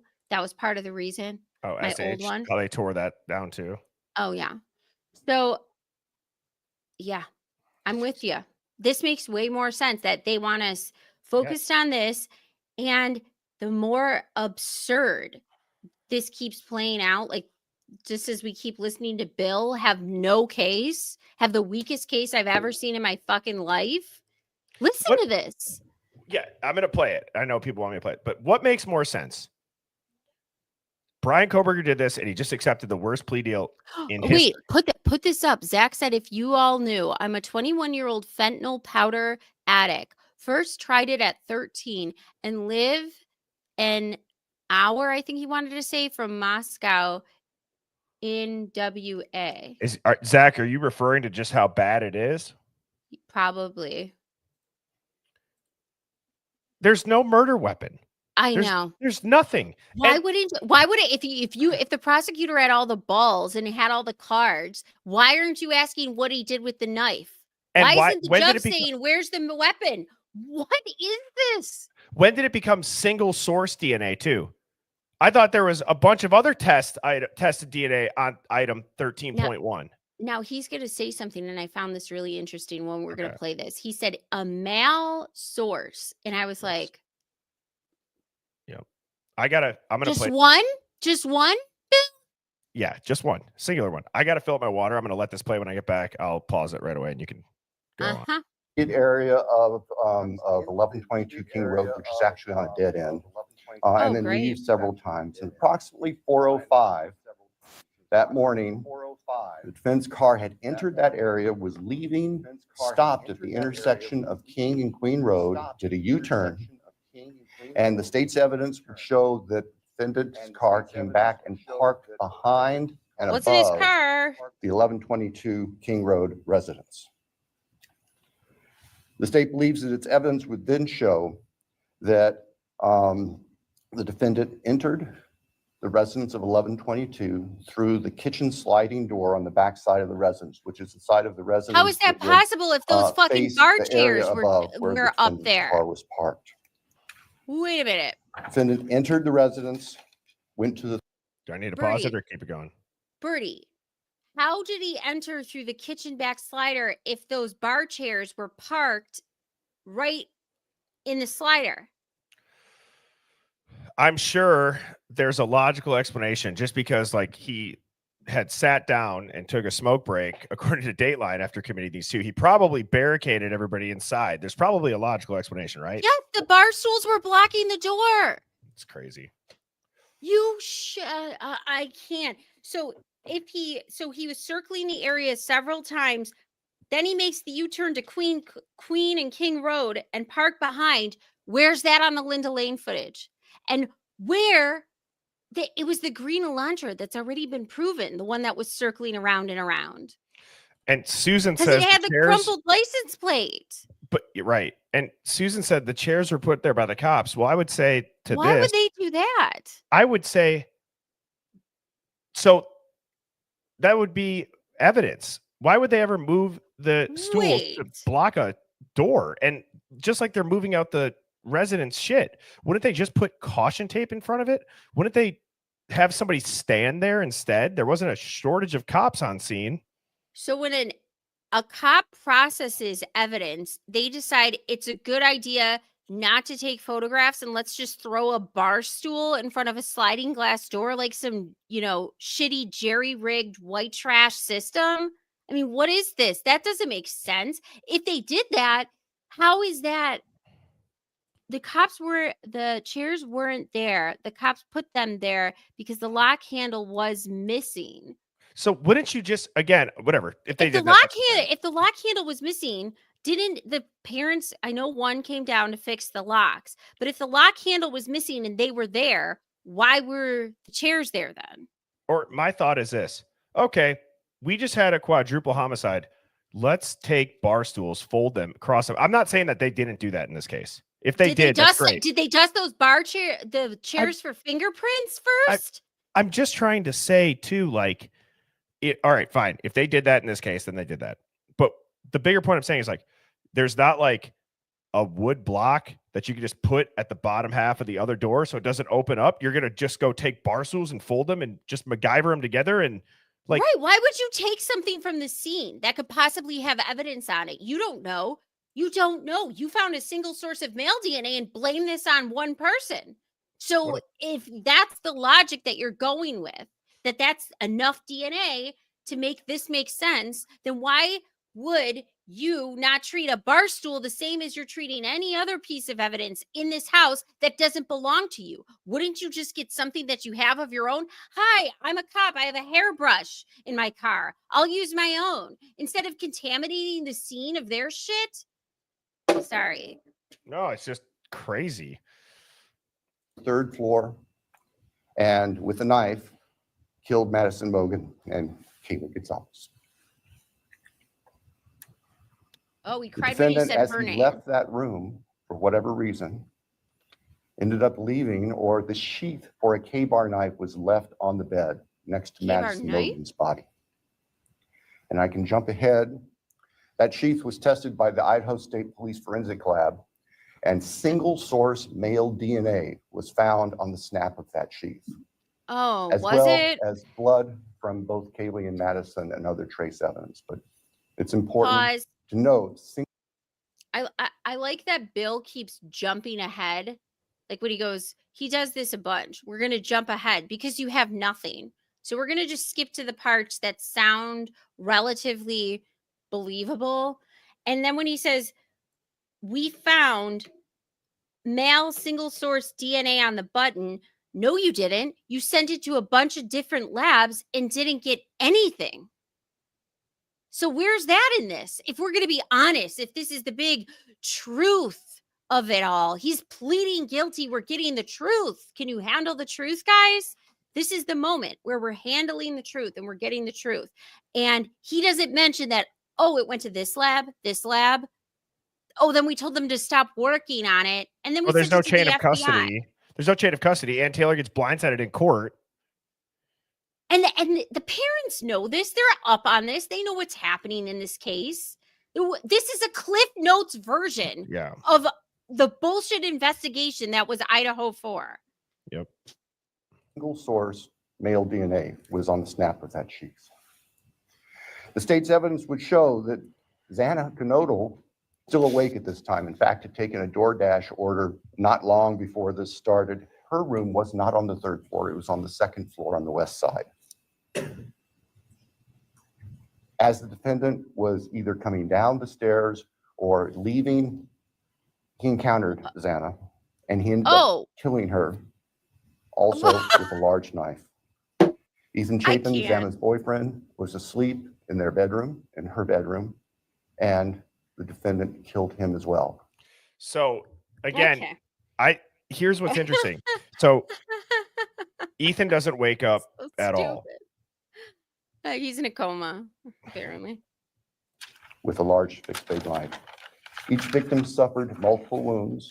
I will state for the record that there is no evidence there was any sexual component or sexual assault on any of the victims. I want to make that clear so there's no speculation. Oh, do you want to know what's so funny about this speculation?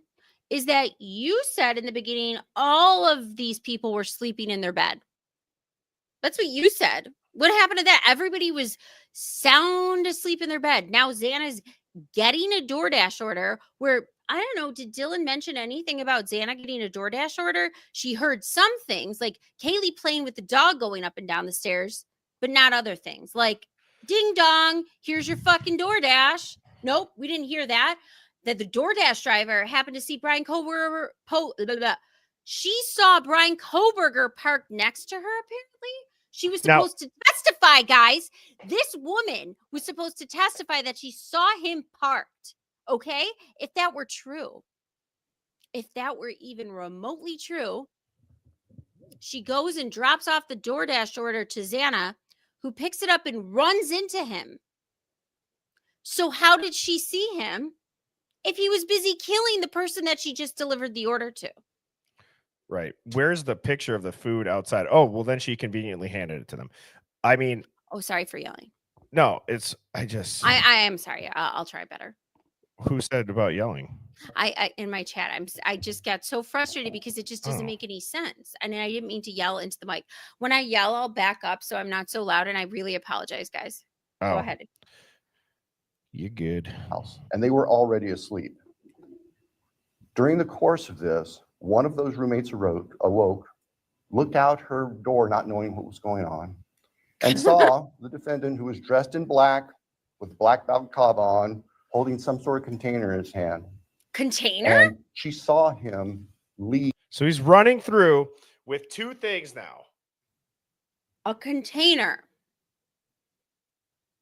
He's running through with the. I thought it was a vacuum handheld device. So now we had a shark, a little Dyson in one hand, in one fucking document that was presented to us at the preliminary hearings. It was a vacuum handheld device, guys. Now it's a container. Yep. And as the blood should be flying everywhere, as he's slicing and dicing with his right or left hand, in the other hand, he's vacuuming the blood out of the air. I'm picturing like the guy who does the sham wow, you know? Yeah. It probably those infomercials. Jesus. Yeah. I mean, look at me wiping up after my homicide, and I ran into. Yep. Oh.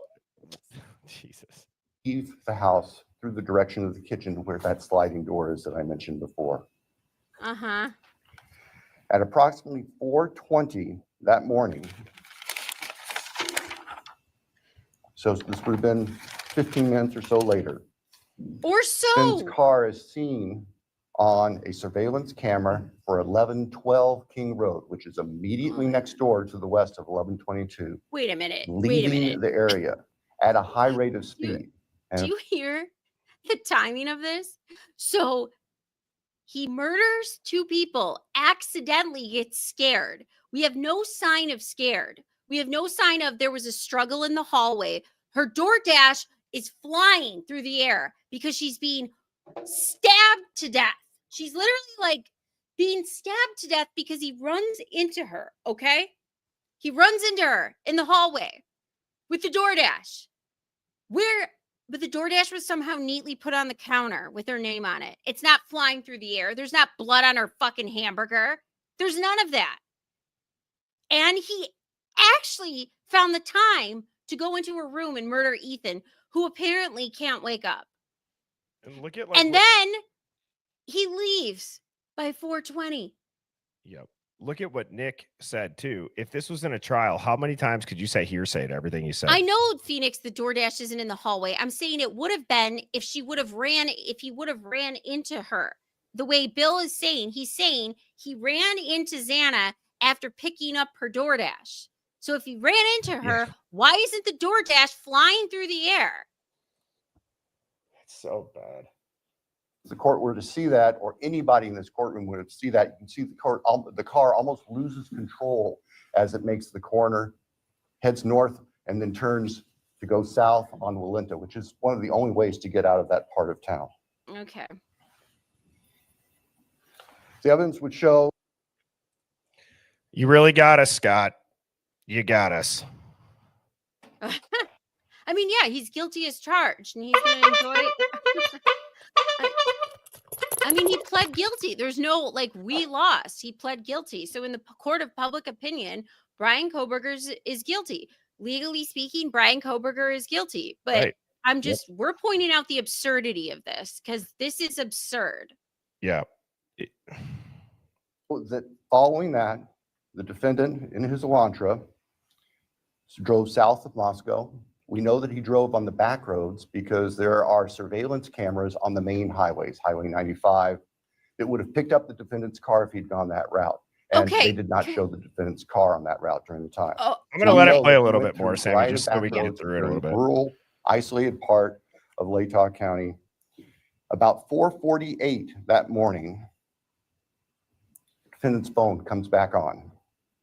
And the evidence will show that that phone was located south of Moscow, likely at a side road intersection with Likely. Highway 95. From there, the defendant's phone activity tracks heading back north towards Pullman, Washington, where the defendant lived.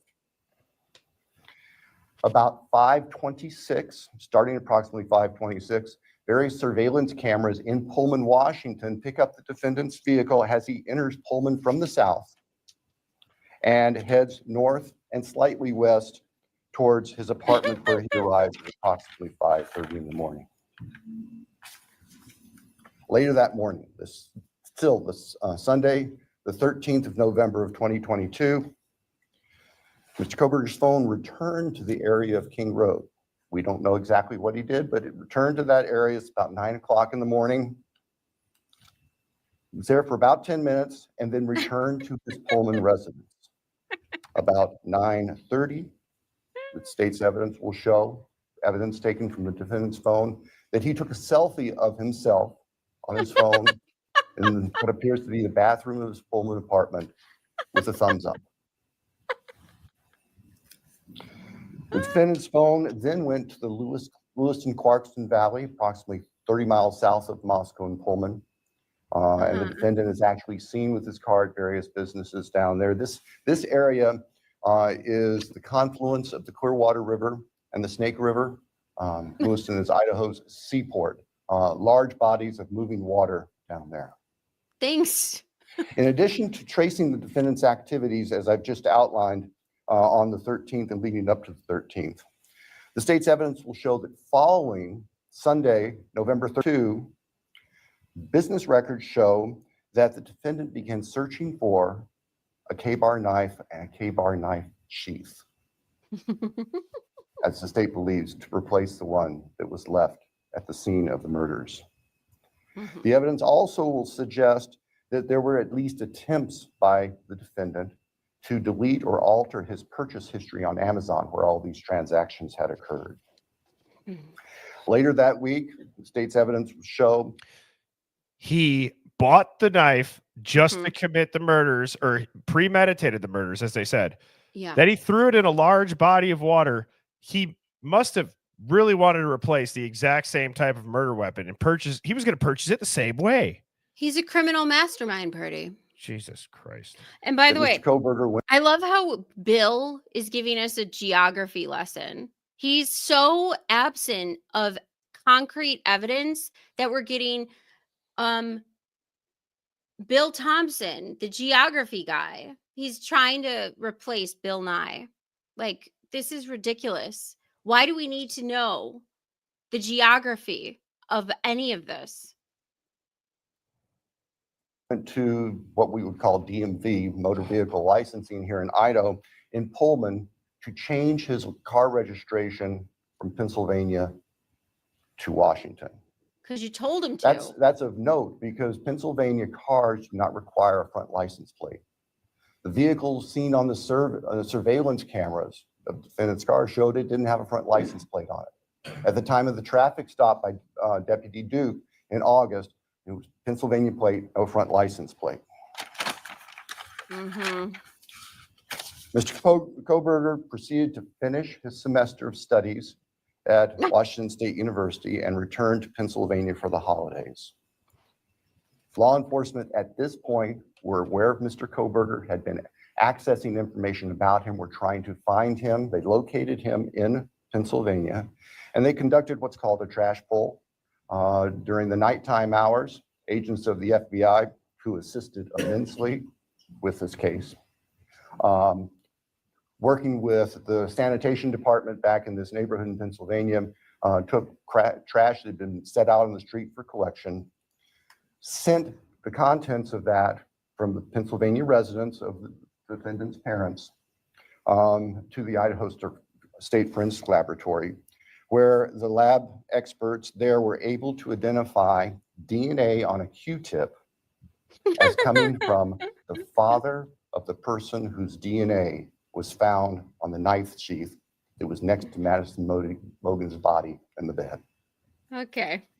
Subsequently, an arrest warrant was issued here in Idaho, and a search warrant was issued in the state of Pennsylvania with the assistance not only of the FBI, but the Pennsylvania State Police. Mr. Kohberger was arrested at his parents' home to return to Idaho. Upon his return to Idaho, a DNA sample was taken from him, and it matched the DNA found on the knife Eureka! next to Maddie's body at the crime scene. The I can what? tell the court, in public, the weapon itself, the knife, So hard has to not yet been recovered. Oh, I can tell the court that the defendant's apartment in Pullman was searched, as well as his office. Spartan would be a kind characterization. There was virtually nothing there. Nothing of evidentiary value was found. And of course, we are now talking 6-8 weeks after the time of the killings. but In Pennsylvania, the Birdie, defendant's car was seized. everybody saw what his car looked like when he was pulled over those multiple times. I'm so glad that they were so worried about Bryan that they let him go on a road trip. But they pulled him over. And did anybody see what his car looked like? Did that look like a Spartan level cleaning car? It was dirty as fuck. It looked like my car, anybody's car that has dirt in it, that has garbage in it, that it was dirty on the outside and dirty on the inside. There was no Spartan level cleaning at all. Oh, and by the way, why would you bother with the trash pull and matching the father and him, and it matched his father, the Q-tip? Why wouldn't you just go get trash from him and then you could have a direct match that way? Why would you let him go all the way to Pennsylvania, this mass murderer, this serial killer? We're just going to let him drive off. So bullshit. Actually pretty much disassembled internally. And it also had been cleaned. There was a bucket of cleaner right beside it. I think we can all look to our own cars, you know, and those compartments in the doors. You can try to keep them clean. The thing about the car Oh that always my gets me God. is like, yeah, this part's crazy that he alleges that because his car has a bunch of junk in the side But pockets. so that makes it, this is how weak their case is. Bill Thompson is literally comparing how he cleans his vehicle to what Bryan we don't even know if Bryan cleaned his car this way. He's just alleging this. There's no facts based in this. There's no This is a bunch of bullshit and assumption. I have yet to hear a concrete fact at all. Well, and the thing too that's funny is so his father rode in a bloody car. His father rode in a car with a bunch of evidence. He got pulled over twice. Like that's the part I'd never have understood. When I murder somebody, by the way, if his search history showed that, oh, Amazon, he tried to alter his search history, I've never heard of that. And I also know, this is like a side story, but like my one friend who was married, who's secretly a lesbian, was cheating on her husband, and they shared an Amazon account, and she wanted to delete a purchase that she had on there that was like a sexy time toy, because then he would know something's up with her and this girl who he was sus with. And she couldn't figure out how to get it off of the search history. I just think I don't know how you do that. I don't know how you could do it either. It's weird. And the fact that they're claiming he was trying to replace it is weird. Where you put stuff, there's always some degree of crud in there. They were spotless. Vince's car had been meticulously cleaned inside. And the state would present to the jury that that was part of the defendant's plan in covering up this. The defendant has studied crime. In fact, he did a detailed paper on crime scene processing when he was working on his pre-doctorate degrees.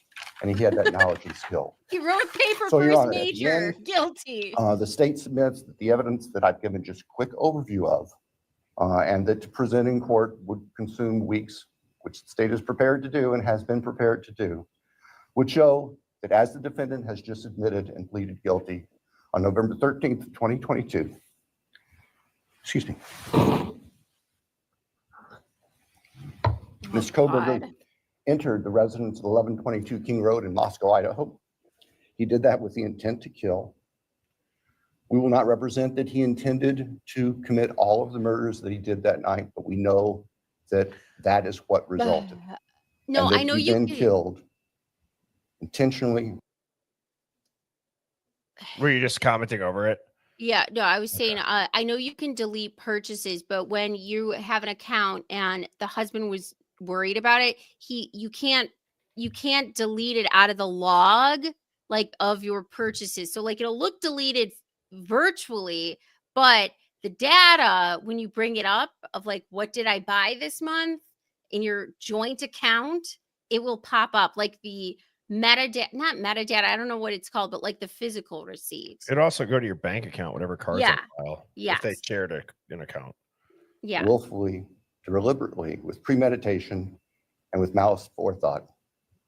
Manny Mogan, Kaylee Gonzalez, Ethan Chapin, and Santa Cruz.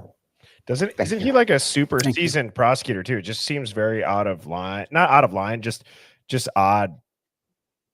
I mean, I understand the emotion. It's just, Yeah, I understand it too. It's It's just completely sad, but why would you not have this emotion for the parents that are like, we want answers?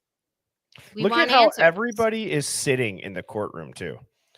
Very odd. It reminds me Again, of Bernie look at Sanders, Hitler. that Trump's first like thing where he like, do you remember that meme of Bernie Sanders where he was like clearly not wanting to be there? And it's like he's got other shit to do. That's everybody's like Everybody's tense. Yeah.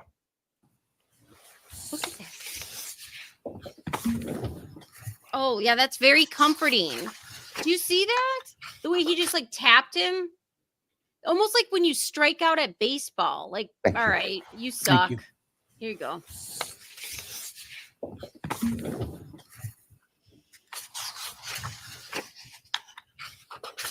All right, based on the state's proffer and importantly, based upon defendants' explicit admission to committing these crimes, the court finds there is a factual basis.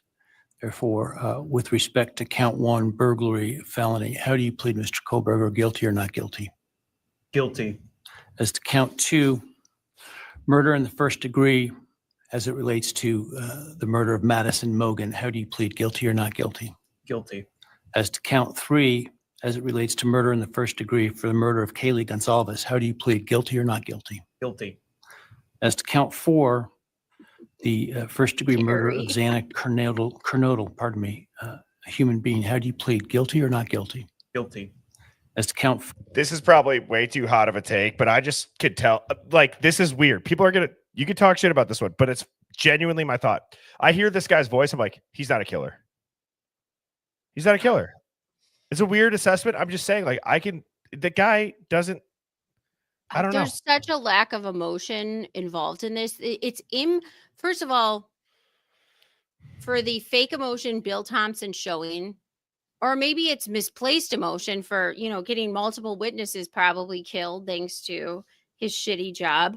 But it's also just like his Ashley Jennings, the woman, doesn't comfort him. It's that guy who gives an attaboy, nice try. What if let's put our tinfoil hats on here. Let's say that this all is what Sherlock Holmes was saying about this being a WITSEC extraction. What if the court is like, all right, Billy, you read it. You read what you were really about to sentence this kid to death for. You go in front of the entire country and you read so we can all see how fucking stupid you sound. How you have nothing. It literally is nothing. How's your career I'm in finishing up, shock. big dog? It actually sounds worse than the PCA because he actually admits to the part that we all knew that the PCA in the grand jury indicted Bryan for, they made it sound certain. And now Bill is going and saying, actually, that's not necessarily true. And Bryan can't wait to say guilty. Yes, guilty. And look at it, and nobody's having any emotion. Nobody's moving. No, this is motionless. I mean, this is the craziest, most clinical, odd, tense. I mean, I understand, like, it's just, just feels wrong, but not because I don't know, it just feels wrong. This all feels misplaced and wrong and strange. Am I alone in this? This feels strange. No, you're not. You're not.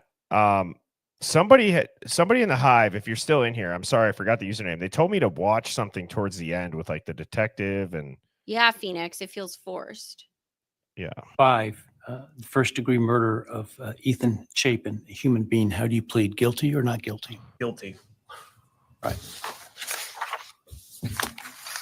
The court will find that the defendant understands the nature of the charges and each offense and the possible consequences to him of his guilty plea. The court finds that there is. That's a good point. Does a person have to write their own confession letter? Does the person, because didn't it say it was prepared for him and that he signed it? I don't know. I'm trying to think of any technicality of how this could look like a real proceeding, but not be. Well, no, it just depends on what you outline for your plea deal. If you outline the charges and you just say, yes, I did this, you don't have to go into the detail of how you did it, why you did it. You don't have to give a Chris Watts explanation. Like Chris Watts had to actually explain what he did to his own children. Even though I think Nicole Kessinger is involved, by the way. That hussy got off. But what do you think Robin means by this? Birdie, a human being only for Ethan. You're saying when Xana, Hitler read it. Oh, let me wait. So only for Ethan, but he didn't say a human being for the rest? That is strange because the charge would read the same for everyone, for every count. Let me try to find it here. When does he start? All right. Based on the state's proffer and importantly, based upon defendants' explicit admission to committing these crimes, the court finds there is a factual basis. Therefore, with respect to count 1, burglary, felony, how do you plead, Mr. Kohberger, guilty or not guilty? Guilty. As to count 2, murder in the first degree, as it relates to the murder of Madison Mogan, how do you plead, guilty or not guilty? Guilty. As to count 3, as it relates to murder in the first degree for the murder of Kaylee Gonzalez, how do you plead, guilty or not Doesn't guilty? say it there. Guilty. As to count 4, the first-degree murder of Xana Kernodle, pardon me, a human being, how do you plead, guilty or not guilty? Guilty. As to count 5, first-degree murder of Ethan Chapin, a human being. See, Colonel- listen. as first Oh degree for the my murder of Kaylee God. He Gonzalez. says it. Wait, now listen to this. All right.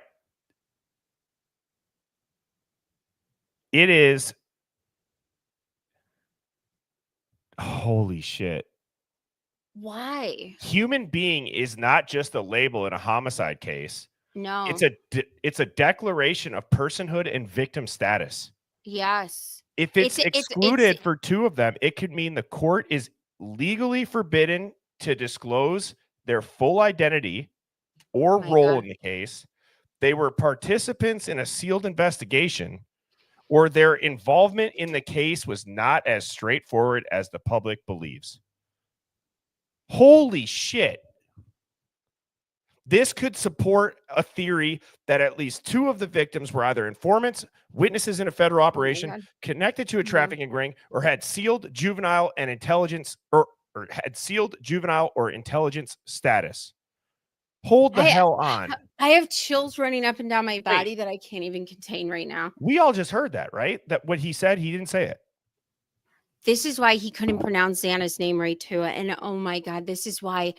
Oh my God. Oh my God. Oh my God. Oh my God. Hold on.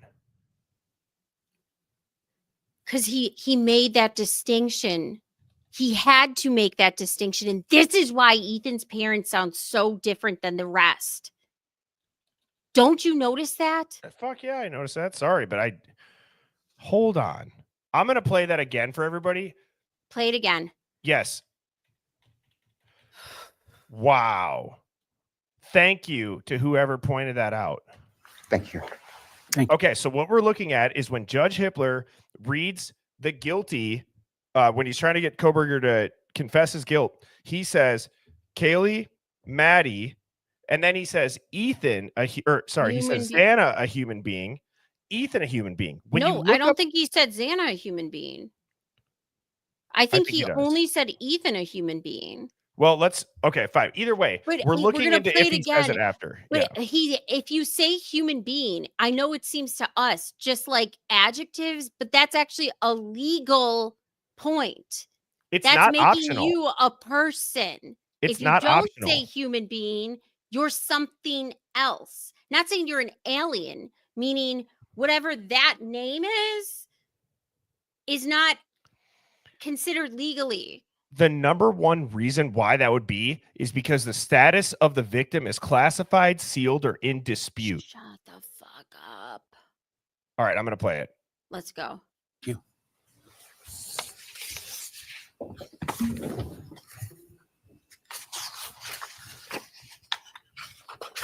All right. Based on the state's proffer and importantly, based upon defendants' explicit admission to committing these crimes, the court finds there is a factual basis. Therefore, with respect to count one, burglary, felony, how do you plead, Mr. Kohberger, guilty or not guilty? Guilty. As to count two, murder in the first degree, as it relates to the murder of Madison Mogan, how do you plead, guilty or not guilty? Doesn't say it for them. Guilty. As to count three, as it relates to murder in the first degree for the murder of Kaylee Gonzalez, how do you plead, guilty or not guilty? Guilty. As to count four, the first degree murder of Xana Kernodle, a human being, how do you plead, guilty or not Okay, guilty? he said Guilty. it. So You're he right. says it for He Xana. said it. Yep, here we go again. As to count four, Guilty. as to Oh, count wow. two, how do you plead, Mogan, how do you plead, guilty or not guilty? Guilty. As to count three, as it relates to murder in the first degree for the murder of Kaylee Gonzalez, how do you plead, guilty or not guilty? Guilty. As to count four, the first degree murder of Xana Kernodle, a human being, how do you plead, guilty or not guilty? Guilty. As to count five, the first degree murder of Ethan Chapin, a human being, how do you plead, guilty or not guilty? Guilty. Right. The court will find that the defendant understands the nature of the charges and each offense and the possible consequences to him of his guilty plea. Court finds that there is. Oh my God. Why would a judge say a human being after some victims in a homicide but not other? The distinction It changes- absolutely It matters. matters. Yes, because you need legal precision. Oh my God. Look at what number 2 says. So the first one is legal precision and charging language, meaning you need to be accurate, or you need to be accurate. Guys, number 2 says the implication that some victims may not be deceased. Oh my God, dude. Are you kidding me?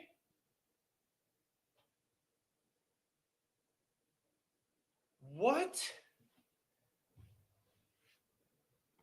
Okay, the third one says clerical error. But then why would the clerk fuck up for 2 but not the other 2? It would be across the board. You're That's not a gonna hell of a it- typo for a it's all senior this judge. Nah, it's all the same charges. So it's not like this one got raped, this one got stabbed, this one got shot for, you know what I mean? It's all the same. It's copy paste, copy paste.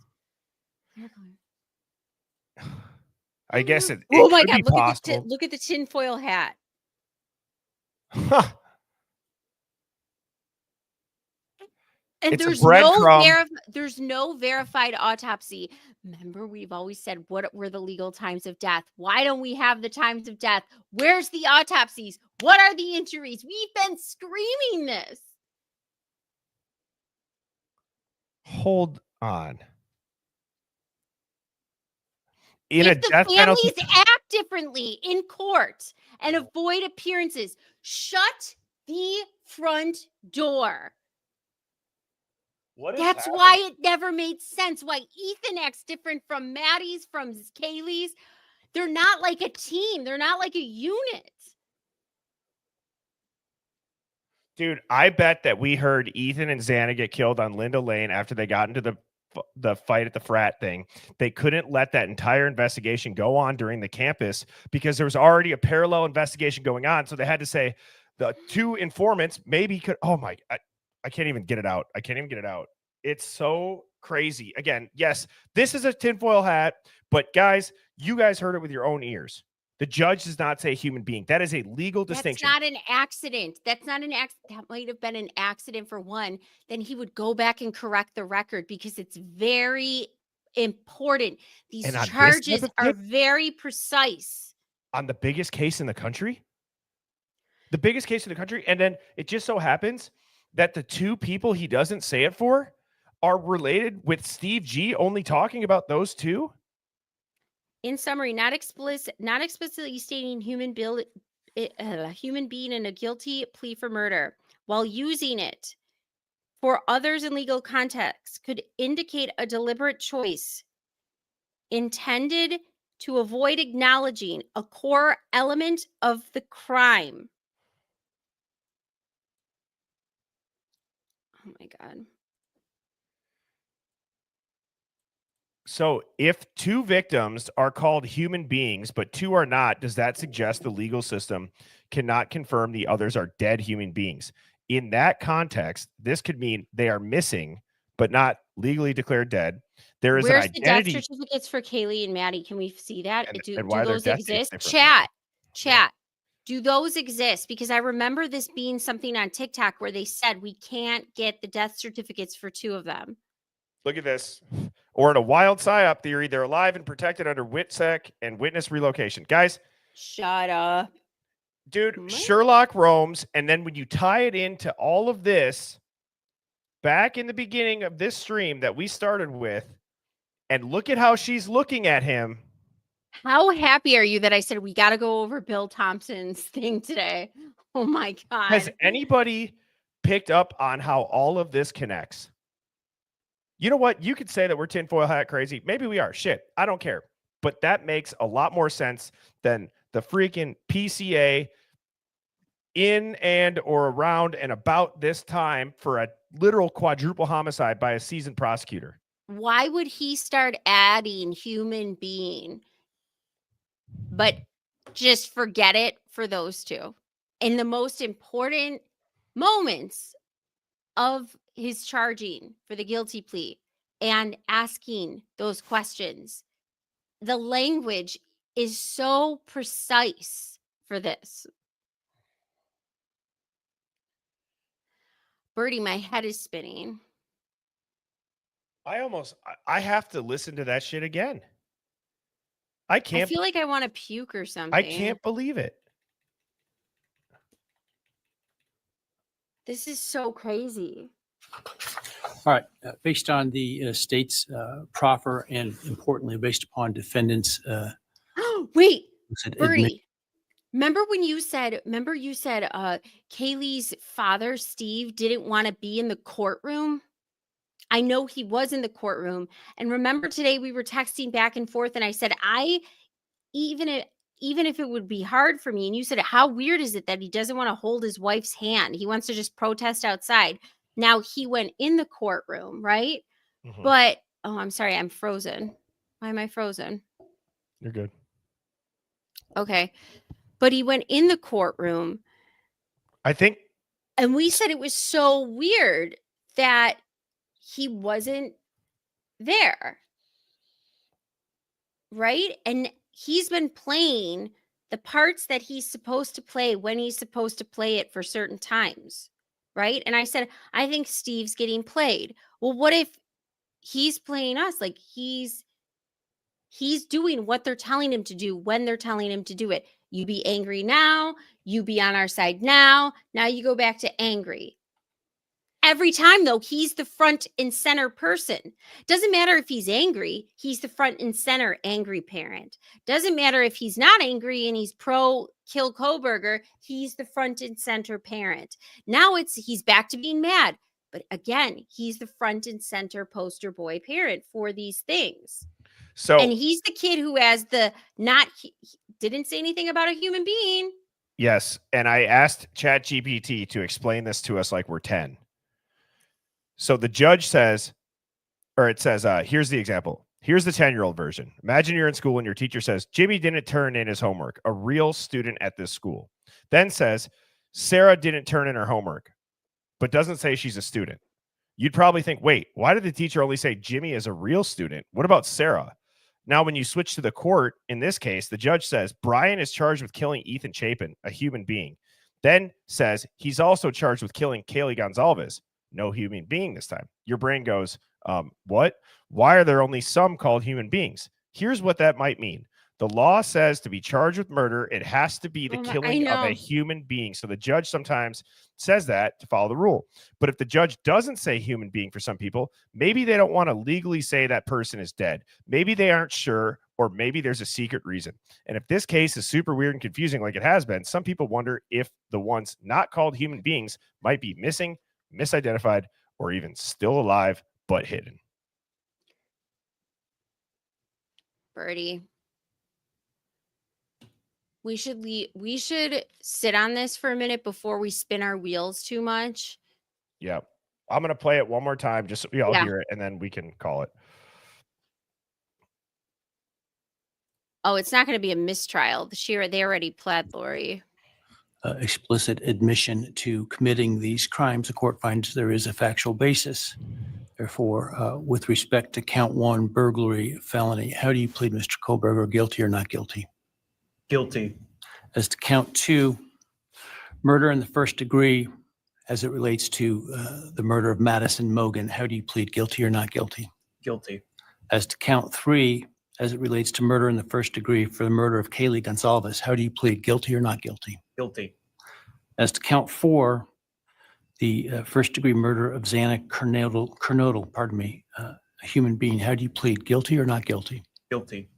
As to count 5, the first degree murder of Ethan Chapin, a human being, how do you plead, guilty or not guilty? Guilty. Right. They thought we wouldn't notice. Thank you, God, for the HIVE. The HIVE, man, just pointed out something so. So if Ethan and Xana were killed, Uh-huh. and Kaylee and Maddie are in danger, but and let's say there's I just can't. I can't. I think we need to sleep on this. Stop. We got to sleep on that. Great job, Sammy. HIVE, you guys absolutely rocked it tonight. Thank you for everybody for tuning in. Couple of things. I might be live tomorrow morning, depending on if I can get up get my workout in before Mrs. Birdie and I have to be on the road. If I have some time while she's getting ready, I can pop on for an hour. If not, with everything going on with this case recently, and now just hearing that, I personally am probably just going to focus on like shorts or TikTok, and I'm not going to be streaming through this holiday weekend. I will most likely be back on Sunday night. So Birdie, I hope I'm going to be researching my face off tonight. So don't feel pressure to like be on tomorrow, but I'll send you whatever I find. Yep. So I know Sammy, you're in here. Phoenix, you're in here.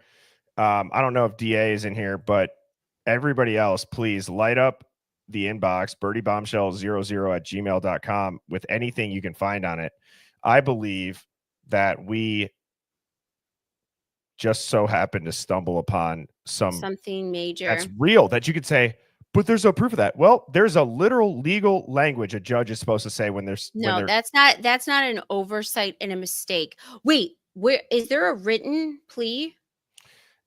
The only thing we got is this. Does it say human being? I looked through it. I don't even see their names on it. So unless it's been updated, if they ever post it, that'd be interesting. Does anybody know if there's any updated documents? Phoenix, I know you're on top of this. Wait, hang on. Is this it? Okay.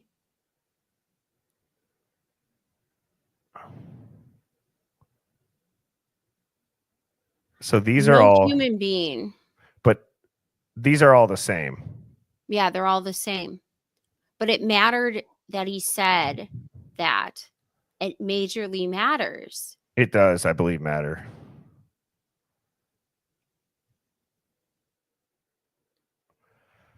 Okay. Well, like I said, Hive, I'm going to take the long weekend. I'll be back on Sunday evening for sure. Maybe tomorrow morning. Just if you're not subscribed and have the notifications on, please hit the subscribe and the like button.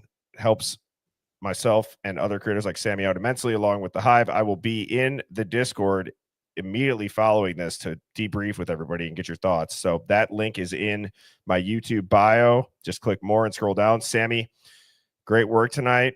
And I'm sorry. Are you feeling how I'm feeling? Like I'm sweating. I'm so fucked up from this. Well, all right. Everybody have a great 4th of July and stay safe. Don't blow your fingers off. Yeah. And don't set any fires to any forests. Yeah. And make sure that the fireworks completely out and watered down good before you approach it. So anyways, all right, Hive, have a great night. Thank you for tuning in. See you, Sammy. Cheers. Bye, guys. Birds flying high, you know how I feel. Sun in the sky, you know how I feel. Breeze drifting on by, you know how I feel. It's a new dawn, it's a new day, it's a new life.